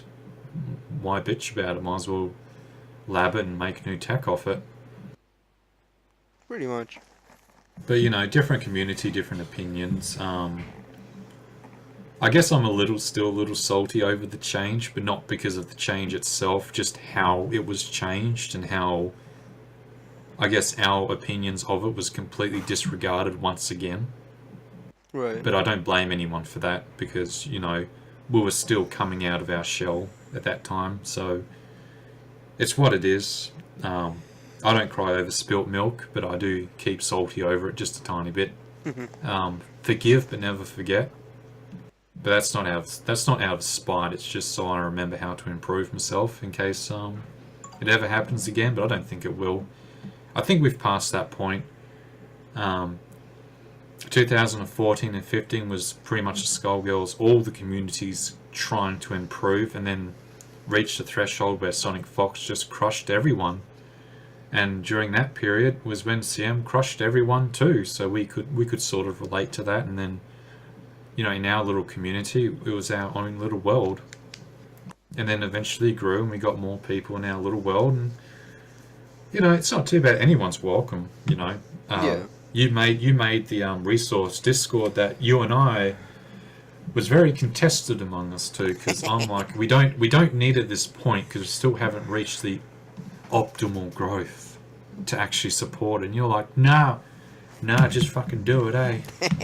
And I kept saying no, but eventually I saw the need for it, because when I started seeing new players constantly being clueless, I'm like, okay, it's because the ship posting is so quick. Like, how quick Aether posting gets, right? Yeah. Like when the Aether post starts, and you turn away for 5 minutes. It's very easy to back. derail. It's very easy to derail one particular group chat. Yeah, just how you just fucking derailed me. So basically, like, you look away for 5 minutes, you come back, there's like 1,000 new messages, right? And they're all shit posts, like just nonsensical, out of context. But you don't have the time to read it. Yeah. So that's when I'm like, yeah, you know what, Yoma? You should probably make that resource Discord, I think. And you're like, about fucking time. And you just jumped into that shit. I think you spent the whole day. Like a few summer days on it. Yeah, you spent your fucking every waking minute on until it was completed. And I'm like, yeah, this place is actually quite nice. And then for some fucking reason, you decided to try and move the ship posting over into that Discord. And I'm like, no, you're starting to overstep your boundaries now. No, the thing I wanted to make it was that I'd rather it be a complete community Discord than just be one single part of it. But, we've talked about that a bunch of times, and I don't want to. Yeah, we should probably explain that a little bit. Oh, okay, sure. Because we're part of the Australian anime fighters. We've got Guilty Gear, BlazBlue, we got the Tekken players too. We don't have Street Fighter players, do we? The Tekken is pretty much like the anime players who want to play Tekken, or in the Tekken chat at sometimes, but it's not very popular. Anyway, like the normal I'm just gonna say that Discord, our first one, we're piggybacked on. We had different communities shit posting in the same place as our Skullgirls stuff, which also covered up some of the tech talk. Yeah. And you basically just wanted Skullgirls shit posting, not every other anime fighter shit posting and Skullgirls shit posting. Yeah, I'd rather it be just And about the Skullgirls community, than it be a bunch of other people just constantly being in the Skullgirls chat that didn't play the game. It's kind of similar to how you guys had the thing where the survival of fittest sort of deal. Except I wanted to extend it to other people who just didn't play the game at all and didn't want to play the game at all. I didn't want them to be part of the Skullgirls sort of like place, I guess. I don't know. yeah, I can understand that. I still have a different opinion of it. I still prefer including others who aren't part of the community, but I also see the problem in doing so. So it's fine having both because that's the options. People have options. If they don't want to deal with it, they can go to the resource Discord and ship post in there because they know Yeah. they got that security. But so it's not too bad. It's just really having the options. Yeah. It's all good. Shit. What else? To be perfectly honest though, like whenever I pop in like once or twice over there, I see a bunch of soppy, disgusting posting, and I'm like, I'm happy I've never been there, and I'm happy this isn't happening here. Are you sure that isn't during the quote unquote red light hour posting?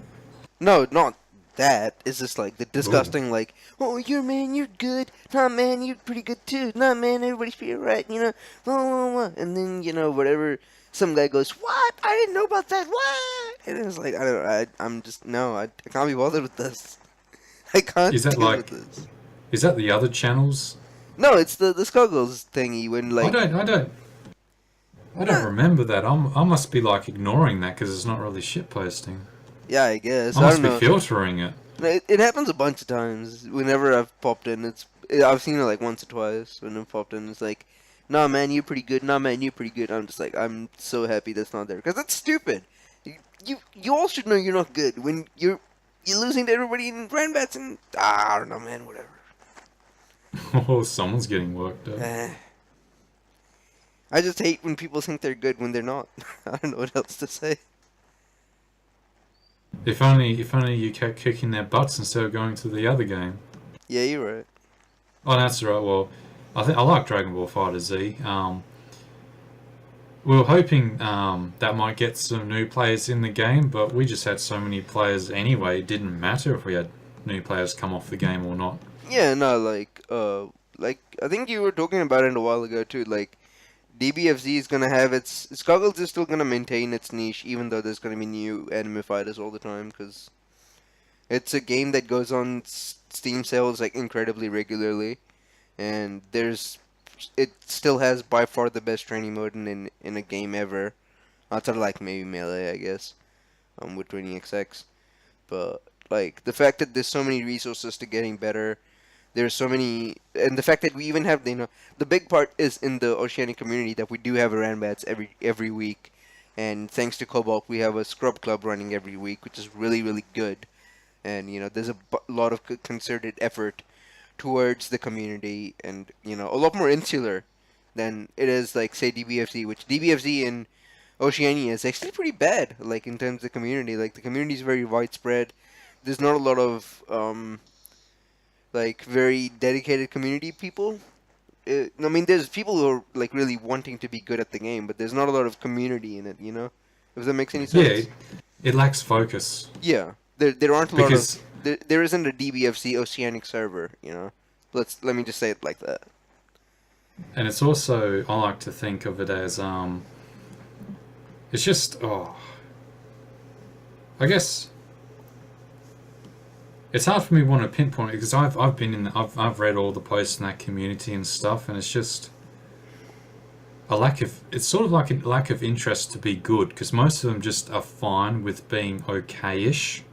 But with the Skullgirls, we weren't okay with okay. We wanted to be the best, and we strived for the best we could be in our community. But when you look at the others in the anime Discord, it's like I'm fine with just where I am right now. Yeah, I mean, Oh, you want to beat me up? I think that's a very Australian mindset. Not to bag on it or anything. That's a very oceanic kind of people mindset where yeah, no, kind of fuck off, mate. Whatever sort of deal. Very whatever sort of people. And there's definitely people who aren't like that. And I feel like if those people pick up Skullgirls, there's a community that supports that. And I think that having that in spite of DBFC and all those new sort of games is incredibly helpful.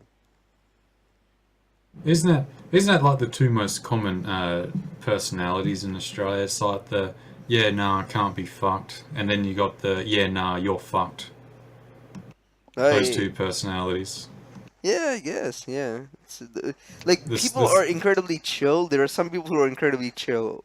Like there would be like 10 people who are chill, and there's one autist who's like 10 people's determination combined, sort of deal. If that makes any sense. There's definitely hell yeah. autists, and they're incredibly packed, but they're a small minority, and for good reason.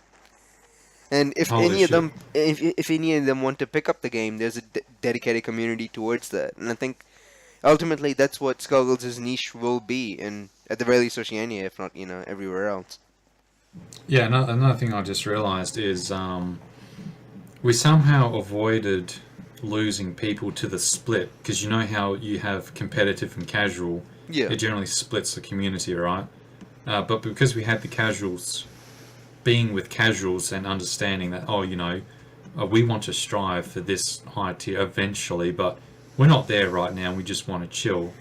They're fine with like moderating each other and just having fun with each other. yeah. So there wasn't a There's giant there's separation. there's enough new people, or I guess I don't want to call them new people. There's enough people who are not as willing to be the best to sustain each other to where they don't want to leave the community entirely anymore. There used to be that problem, I think, where people like Astra, like people who played really casually, they weren't. It wasn't possible for them to play against people because anybody they played against, they'd just get destroyed. And now it's not the case anymore as much. So if you're Yeah, looking for a few games, you can still do that and have it be okay. we went from very exclusive at the start to very inclusive, but never hand holding. Yeah. Because our inclusiveness have been, you can join us. Here's your beginner's guide, and that's it. That's all you're getting. Yeah, And we then you only figure out cater to the yourself where you people. belong.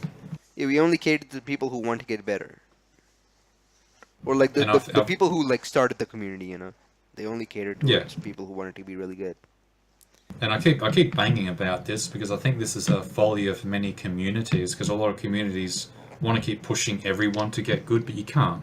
Nah, yeah, Because you're yeah, always going to get that person who can't do it, and you're spending all your time and resources on them, where you could have spent it on other things. yeah, And it's not being heartless because I've also I've trained people in Skullgirls and then they quit. They don't want to play anymore. So it's like you spent all that time trying to train someone, and they just don't care anymore. So what have you done with your time?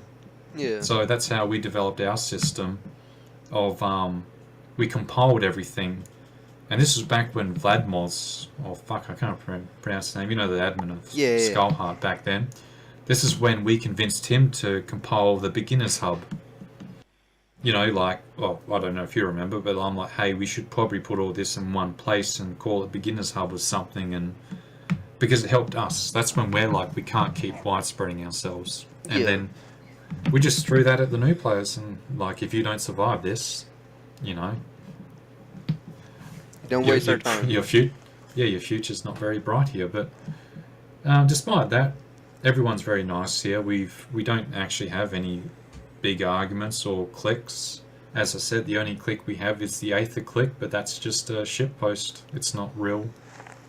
Whenever Sam and I go on about Aetherites and Lobotomites, don't take it seriously. It's just we're just making fun of the way people think and just categorizing it. Is there any other events I want to talk about? I wonder if I should look through the shitpost quotes I've got and see if that, makes me remember anything. Possibly. I'll have a look. Because there's so much of it. Oh. Oh, hang on. I remember this one with Astra. The Yoma's mum cucking committee. I still don't I remember understand that. that. You don't have to. Thank It just God. happened. Thank God. Oh, yeah. Do you remember that one time, this was when Astra joined in too, and this was when we nearly died too. Do you remember when the community nearly died? I think this was a 2015 year. It was when It was the combo breaker thing when we nearly died, when everyone nearly quit. Like, no one was interested in the game anymore. Tomo was leaving, CM left, Mal was busy with work, Age was in and out, but he was currently out. It was just Fruit, myself, you, and Ash some being other there and people. not playing. Yeah, I think we nearly died that year.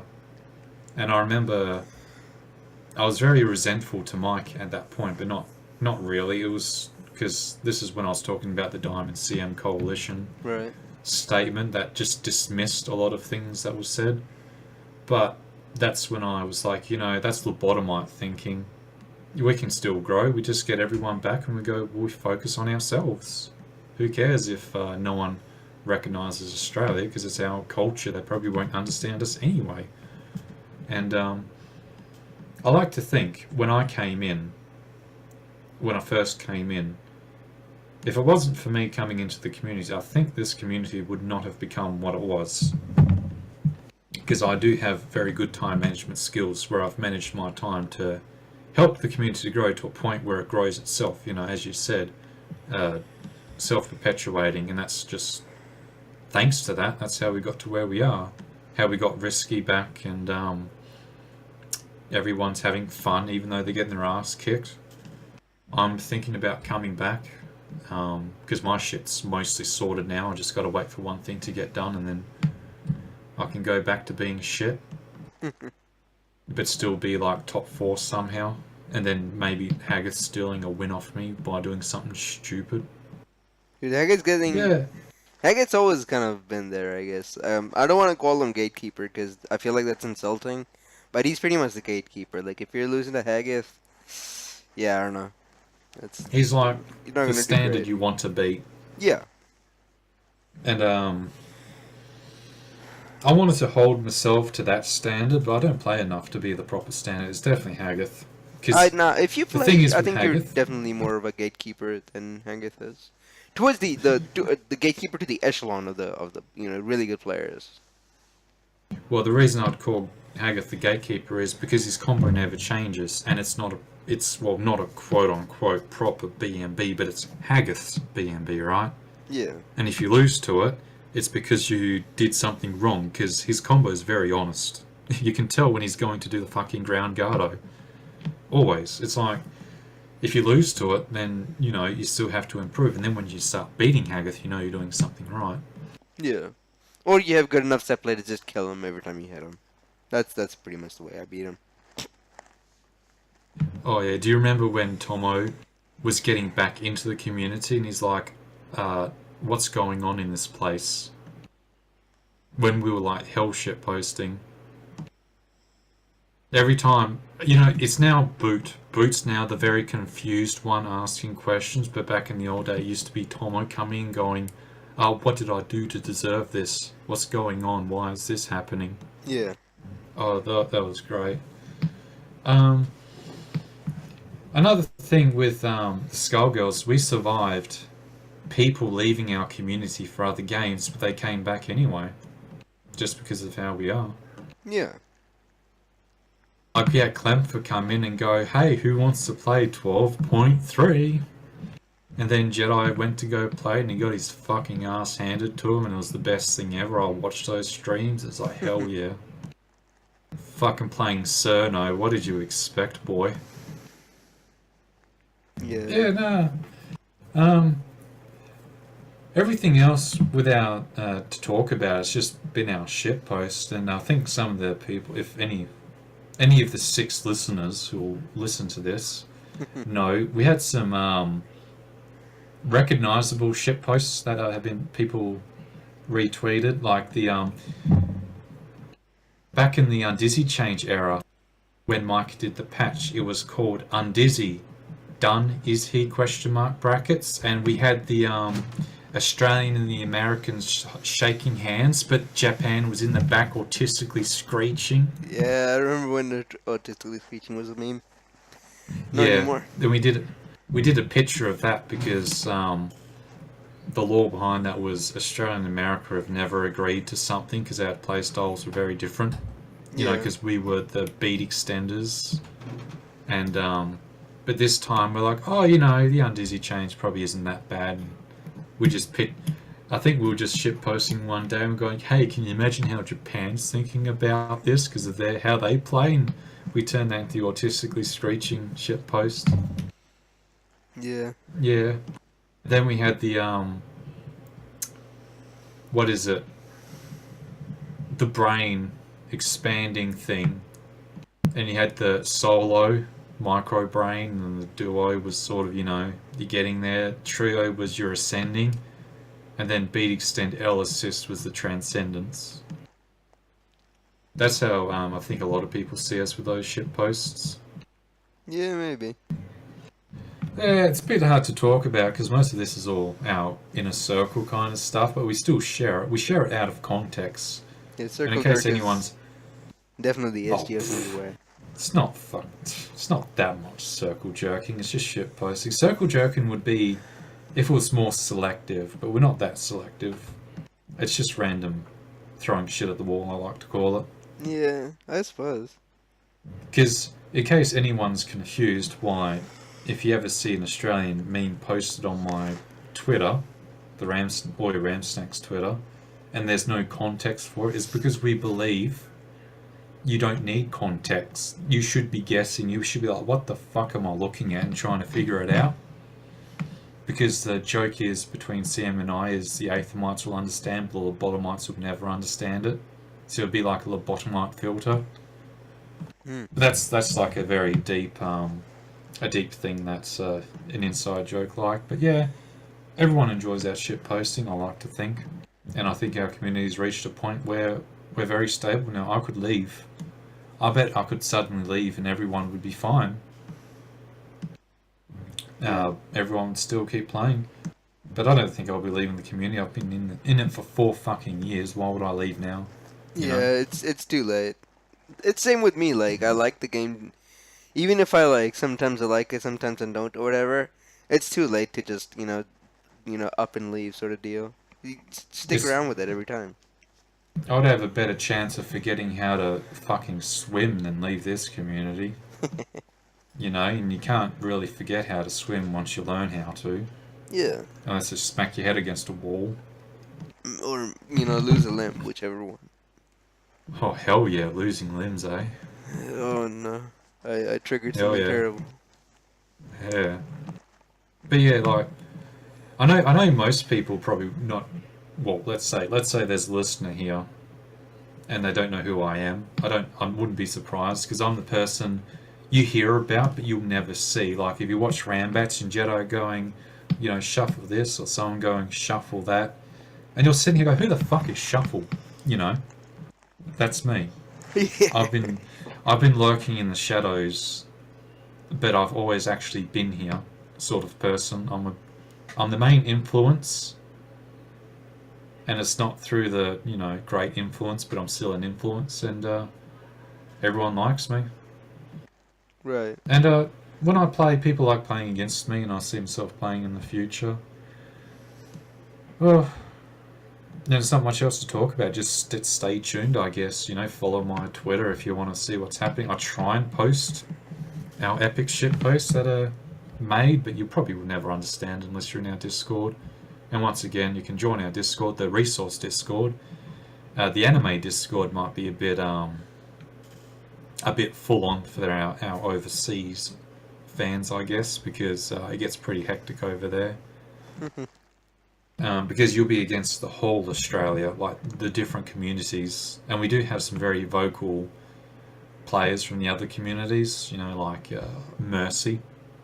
Mercy comes in with his shit posts and all this and that. Are you sure it's Like, who's shit this post or guy? is it shitty post? He does both. Yeah, you're right. He does some gold he shits some gold sometimes. Yeah, possibly. Like he throws a turd at the wall and a gold nugget comes out of it and you're like, yeah, it's good.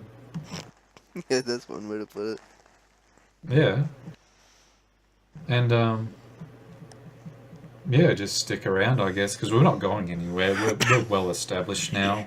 Doesn't matter if anyone likes us or hates us. We've been isolated for so long.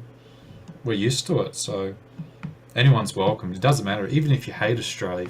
If you're that guy who we did name, who's like, yeah, fuck Australia, but then you're like, what are they doing? You're more than welcome. Like, we've had people hate each other in our community, but we still got along because it's because we understood. There's no point being pissed off and angry and then ignoring each other because it's just not worth your trouble. And generally, you just learn that the other person just they're not that mad at you. You might think they are, but they're not. And you talk about it. But yeah, anyone's welcome to the resource Discord because I know we have Full Bleed in it, like he joined. Yeah, we have Fenster in it as well. Yeah, Fenster. And like, I remember when we were talking about inviting other people to the resource Discord. Like, hey, how about we advertise it? And I'm thinking, maybe. But in the end, I'm like, whatever. See what happens because we've been to the other Discords, but the only problem is the resource Discord is not as active as the anime one, but maybe one day. Yeah. I prefer to call it community Discord instead of, resource Discord, but, Yeah, you know we moved from the... Yeah, we moved from the resource a little bit. Yeah. It's now just the community, but... I'm still active in the other one, Yoma, sorry. No, I know, it's alright. I've got to, keep it afloat over there. Yeah, whatever. So we've been chatting for about 2 hours, and, I'm trying to think if there's anything else, because I've talked about the events without ranting about them, Yeah. And, I mean, usually it's about, people talk about their history, they talk about their present, they talk about the future, and talk about the players in the game and stuff like that, but this one has been a lot more... It's a lot more Charles Famadorian, if anybody understands that. It's been all over the place. Yeah. We've traveled several timelines all at once, seen different sort of futures and past and presents at different points, than what one would expect, I guess. So I don't know if there's much else to cover, really. If there is, you can think about it. There is. I've mostly been nailing the overall theme, I guess, which is the growth and the stability, but I've never actually talked about myself as a player, like actual playing the game. Right. Did you notice that? I actually have not talked about it. The only thing I did talk about was fighting people that couldn't push block guard counts, but I don't think that's the best thing to talk about or be known about. Yeah. And I do talk about when I was in Europe, but I've grown a lot since then. So my main team for Skullgirls, right? This is probably something that should have been like the first minute of the talk. Misfortune, Double, and Big Band in that order. And the assist is Misfortune, Dash, Double, Bomber, Medium, and Beat Extend Light.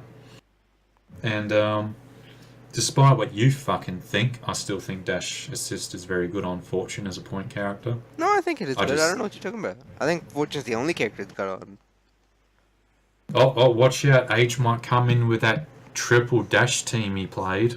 He played Dash, Beam, Dash with Peacock Solo Band. Oh, yeah, that's right, yeah. And he won some games which actually fucking triggered me. I mean, Dash from Big Band is pretty alright, I guess. In of itself is pretty good, because he can, dash into parry, it's pretty tight. Yeah, I'm still a firm believer of that, because CM's team was Valentine, Dash, Painwheel Dash, and Beat Extend, and he crippled all of us with that, to a point where he stopped using it, and he actually started using real assists, and then we still got beaten. But with my team, I like to think that my team, I want safe DHCs for Big Band, because my idea of us reaching the high tier of Skullgirls in our Big Band meta was get a combo, snap in Big Band, do your very hard to defend incoming mix-up to kill Big Band, and then there's no beat extend. Therefore, your opponent is now fighting you without their beat extend available. And it just opens up so much pressure routes. Because a lot of people will be like, oh, what's so great about beat extend? It's like, you do stop a lot of aggression just from beat extend alone. If you know where to call it, you can stop a lot of stupid bullshit. Like, if you're having a problem against Eliza, just pick beat extend and shut up. And this was something that I know I used to do, but because I stopped playing the game, it kind of disappeared, and Jedi doesn't remember it because Jedi barely remembers anything about me. Not that I'm trying to stab him. I'm just pulling the piss. I used to always snap in big band and go for the kill because I did not like fighting against beat extend, and whenever I did have to fight against beat extend, I just got blown up for it. And when CM used to do that to me, he used to do Valentine corner carry, snap in big band, and then he used to do his 1 frame reset, and the big band just fucking died. Because this was before the Undizzy patch as well, so your resets did full damage. Yeah. So I chose that team to be very defensive and to save big band by having your dash alpha counter assist come in, which could beat any pressure if you read it correctly, because Miss Fortune's 5 frame jab is pretty good, and if you didn't do that, you could do fiber. Yeah. Or a super. Or anything. You could do anything off dash assist, but you give up that neutral pressure. But fucking Miss Fortune neutral pressure, what? Your fucking standing heavy kick? What? You know, whatever. Fiber? I've got beat extend. Why use fiber? So for my team, dash was what I thought was better. And I stuck with it. Double being the one that has the cat heads DHC only got beaten by alpha counter beat extend, really. There's heaps of alpha counter that beat it, actually. Because it depends on the distance. Yeah. Because if you remember, we were labbing that, we're like, oh, it must have been Mao and I, because it's like, oh, how do we beat cat heads? And it's like, alpha counter beat extend, but there was a spacing where if you had the certain space, you could block just, or just whiffed or something. I don't remember the actual setup, but it exists, and we'll probably see it again if I start playing.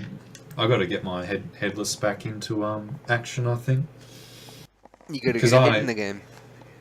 Yeah, nice one, Yom. It's like the funniest thing you said all day. Thank you. Try not to wear it out, eh? Yeah, you're right.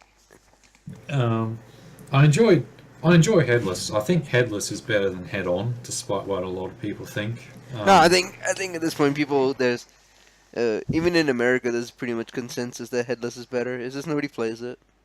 The head on is good, right? It's really good.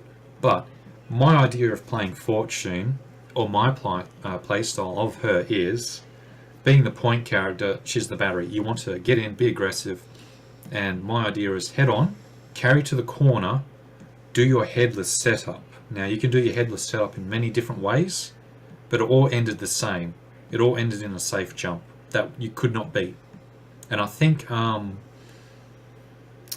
Lex, I can't remember his name, he's the European player in Full Bleed. I know Full Bleed posted about the safe jumps, but I think Lex made the videos on Skullheart, if anyone wants to look for it in Miss Fortune Place. The headless safe jumps, they're very good. Very hard to beat too, and I used to use them. But I never wrote about it, and that's one thing I think I should have done in hindsight. I think I should have written some of the tech I made, because I've been very isolated myself in terms of sharing tech, because I've got this Miss Fortune spreadsheet I've compiled over the years, but I've never shared. And I don't think I'm alone. I think other people have done this. I remember we used to talk about us thinking people are hiding tech who aren't Australians, you know, like waiting for the patch to drop and then unleash the tech, or because there's a tournament coming up, you wouldn't share your tech. But because we didn't care, we shared all our tech with each other, and we tried to share it on Skullheart, but, you know, that stuff happened, no one read it. But yeah, I used to play Cerebella as well, and I think Fortune, Cerebella and Big Band's also a very good team. But I chose not to play it. I'm very comfortable with Double. I like how Double plays. She's very, very stable, and she's survived all the changes, and she's still very good. I'm also a very fast fall oriented character. I love fast falling. Fortune and Double do it very well. Big Band has his fast falls, but I don't really do it much on Big Band because you got to play in a particular way with Big Band. And yeah, that's basically my Skullgirls thing I do. Yeah. Actually, I actually don't like Misfortune as a character, but I like her as a function. Oh, you mean like you I don't f- like the aesthetic? um, I love her that her head comes off and her limbs come off for very personal reasons, but the cat claws on her fucking fingers and her feet, oh god, it feels too furry for me now. Alright. Just just remove the head, give me her head, throw the rest away, just pretend that doesn't exist. Mm. Yeah, and that must be it for me because I'm not remembering anything. Everything else I'm remembering is out of context shit posts we've made, which probably doesn't have a purpose because I'll just be rambling on for another 4 hours. Yeah, not like Are that. there any events that you remember? Any particular events? Not really. We covered the main things I wanted to cover were the start of Ranbets, which I think is an amazingly big deal in the community, which we did cover in a pretty, good detail around that time as well. Other than that, not really much. Your history was pretty much intertwined with mine, as I think you pretty much joined in like a few months after I did or something. I don't know, something around that. Uh, I felt like I was before you. No, yeah, no, I said that like maybe like a few months or something, or like maybe like close to a year or something. But like as far as history goes, Because maybe not so much, I not so felt big a like difference. I felt like Fruit, you, and myself were always very close because we were in the same sort of bracket when we joined. Because Yeah, Fruit and I was in the JoJo, you were doing your flow charting and actually learning the fucking game. Like you were doing your homework for it, mm. and I think us three we had our rivalry. You and Fruit, you and I, and Fruit and I. We had this like fucking love triangle or hate triangle, I guess we should call it. No, I think like And when I with had started, Fruit was definitely better than me, so I was aspiring to get better towards that. If we had a triangle, I was definitely the bottom. yeah, bottom bitch. I mean, believe me now. Now maybe not on this leg, whatever. But yeah, like pretty much covers everything. The only thing I really want to like that I kind of go over is the future of future of the players and the future of the scene. But I think we pretty much covered that. As long as I don't. maybe not I in don't think exquisite we can. detail. No, we can't. I don't think we can cover the future because it's basically self-perpetuating, so anything can happen. Like anything's just going to be a guess. But Yeah, the thing is, my goal or my vision for the Skullgirls community has came to light. It's happened. We had growth. It yeah, became self-perpetuating, and we never really had to moderate the community, which is the biggest thing. I think we've never banned anyone. yeah. No one has ever been banned. I have jokingly banned Fruit, but that's just me joking. Like, it wasn't really him being banned. It was because he was quitting anyway, or quote unquote quitting. Um, I mean, there like was a point where he came back and then he just like deleted everybody and all the social media and whatnot.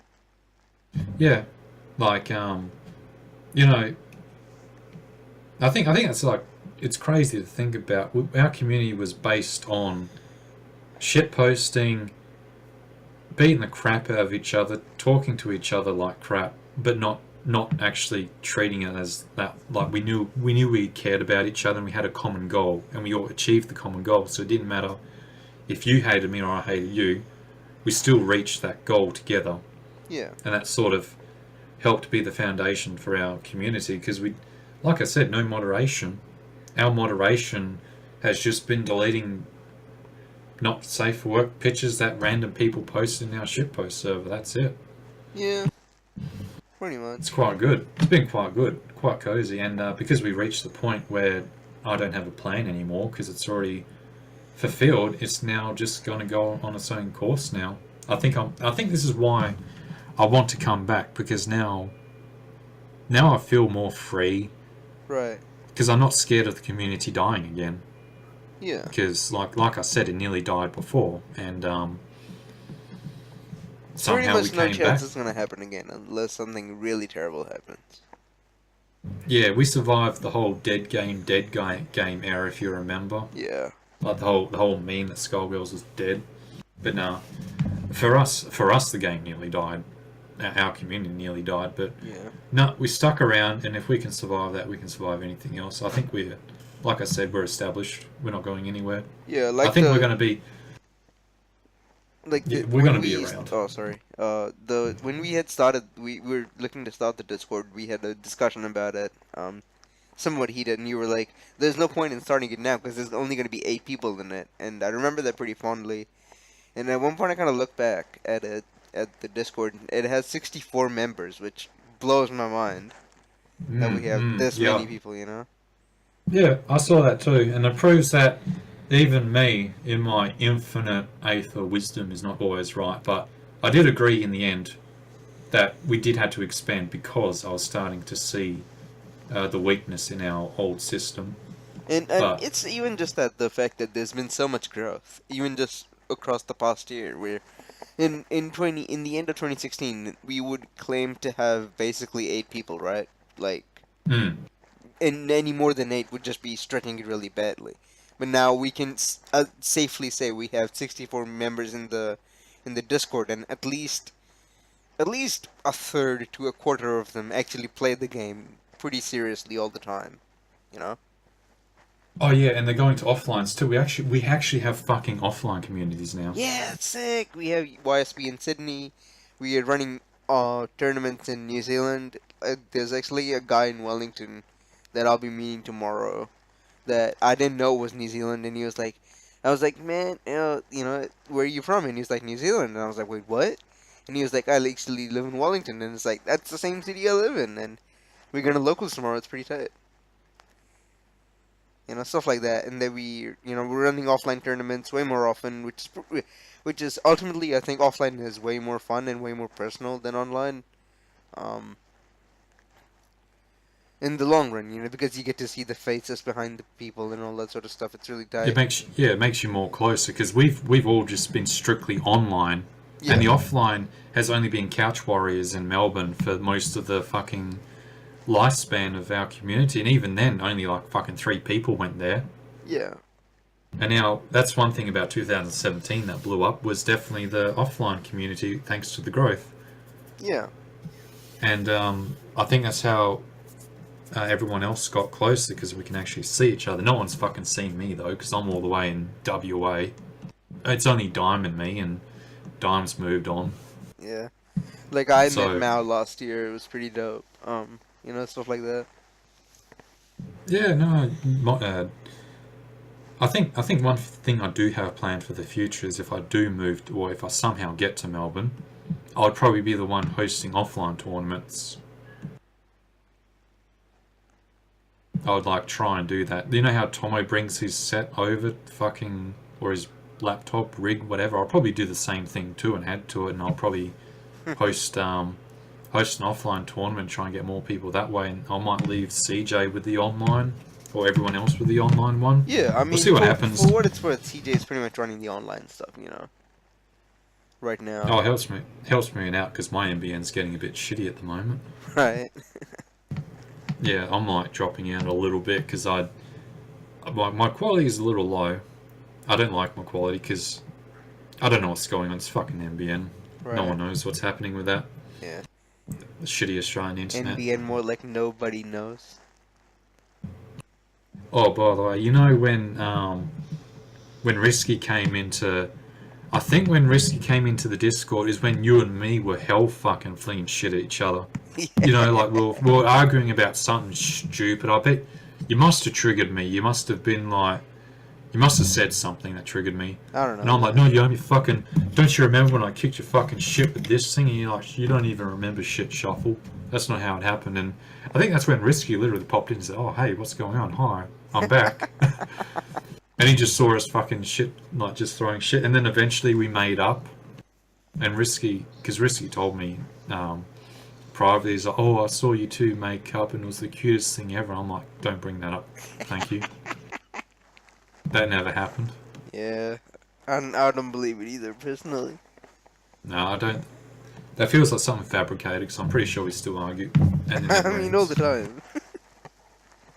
over something stupid. And like, Yeah, I don't know, man. I still, there's things I feel like I remember specifically, but because it's been so long, I must have like fabricated something. Because your memory is basically nothing but just sequencing, so it's easy for a sequence to get messed up. You know, like when I'm like, oh, you remember when you were complaining about that one guy about the combo, and you're like, that never happened. I'm like, well, pretty sure it happened. You're like, no, it didn't. But to me, it feels like it happened. But it's very old shit. It doesn't matter. Yeah. Oh yeah, no. Just look forward to me playing more seriously, because if Risky's playing and everyone else is starting to get better, I think I have to get good too. I don't want the scrubs beating me. You know how crippling that is? Me being beaten by scrubs?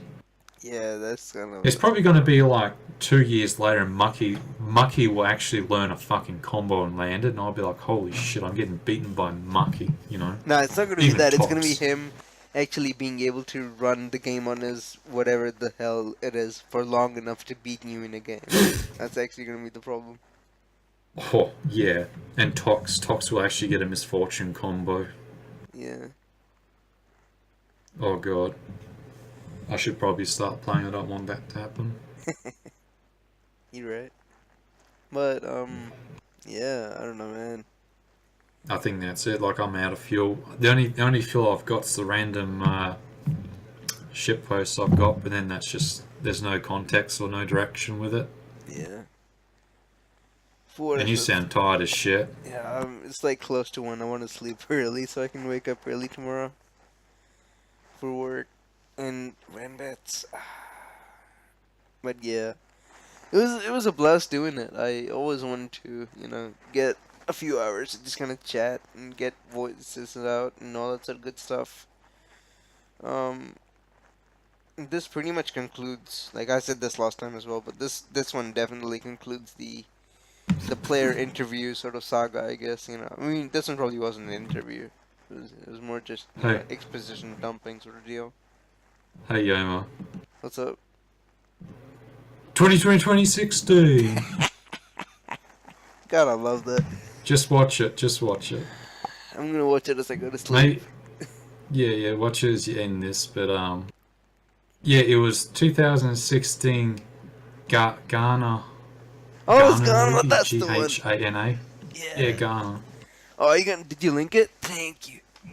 Hell yeah, I'll link that shit, and it's also got the thumbnail where it kicks the baby. Gotta love that. You know, the person that made it knew what the high point of the video was. Goddamn right. Oh but yeah, I think that that closes it now. I think we're about to reach the Aether territory. Yeah. I'll just play the audio. I won't show the video. Because we gotta keep that stuff in, and you can't let it run afoot, sort of deal. But yeah. This is like nostalgia for us. Yeah, pretty much. This is when Renvets was amazingly tight. When Jedi wasn't here and playing was fun. No, yeah, there wasn't any fucking squiggly players, eh? Jesus, that was terrible. Do you remember when your combos never dropped a character? Remember those days? Man, that was tight. Then this cunt comes along, picks Squiggly. Oh, I like Squiggly. I think she's so cute. She's my waifu. Squiggly posting. Oh, shut the fuck up. And then he has the balls to tell us that it's his skill that is reading. It's not the character. Oh, that hurts. Oh, you know what the worst thing? It's our fault, really. We showed him Big Band. If we just didn't show him Big Band, because it's Big Band that actually carries him, not the actual skill. Like, there's no skill. It's just Big Band. Yeah. You know it's true. We know it. If you and I agree on something, it must be true. No one can tell us otherwise. Yeah, you're right. We better end it, because I think we're about to reach the Aether territory, and we don't know what's going to happen when that happens. Yeah, I'm really gonna end it now. Thanks everybody for listening. Shuffle, thanks for coming on. If you have any absolutely final words, one sentence you get to say, then say it. Shut up, cuck. And that'll do it. Thanks everybody for watching, and we'll catch you next time. And for the outro, I'll play this video. and I'll let it play, and then. Questi 2016, se si gana vedi.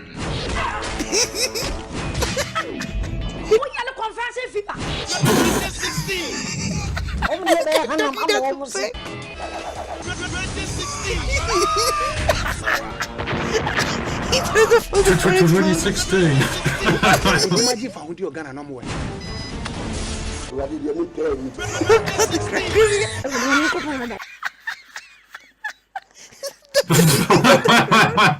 The baby on the ground, he kicks the baby. 2 years and it's still fucking gold. Exactly. And on that note, see you guys next time.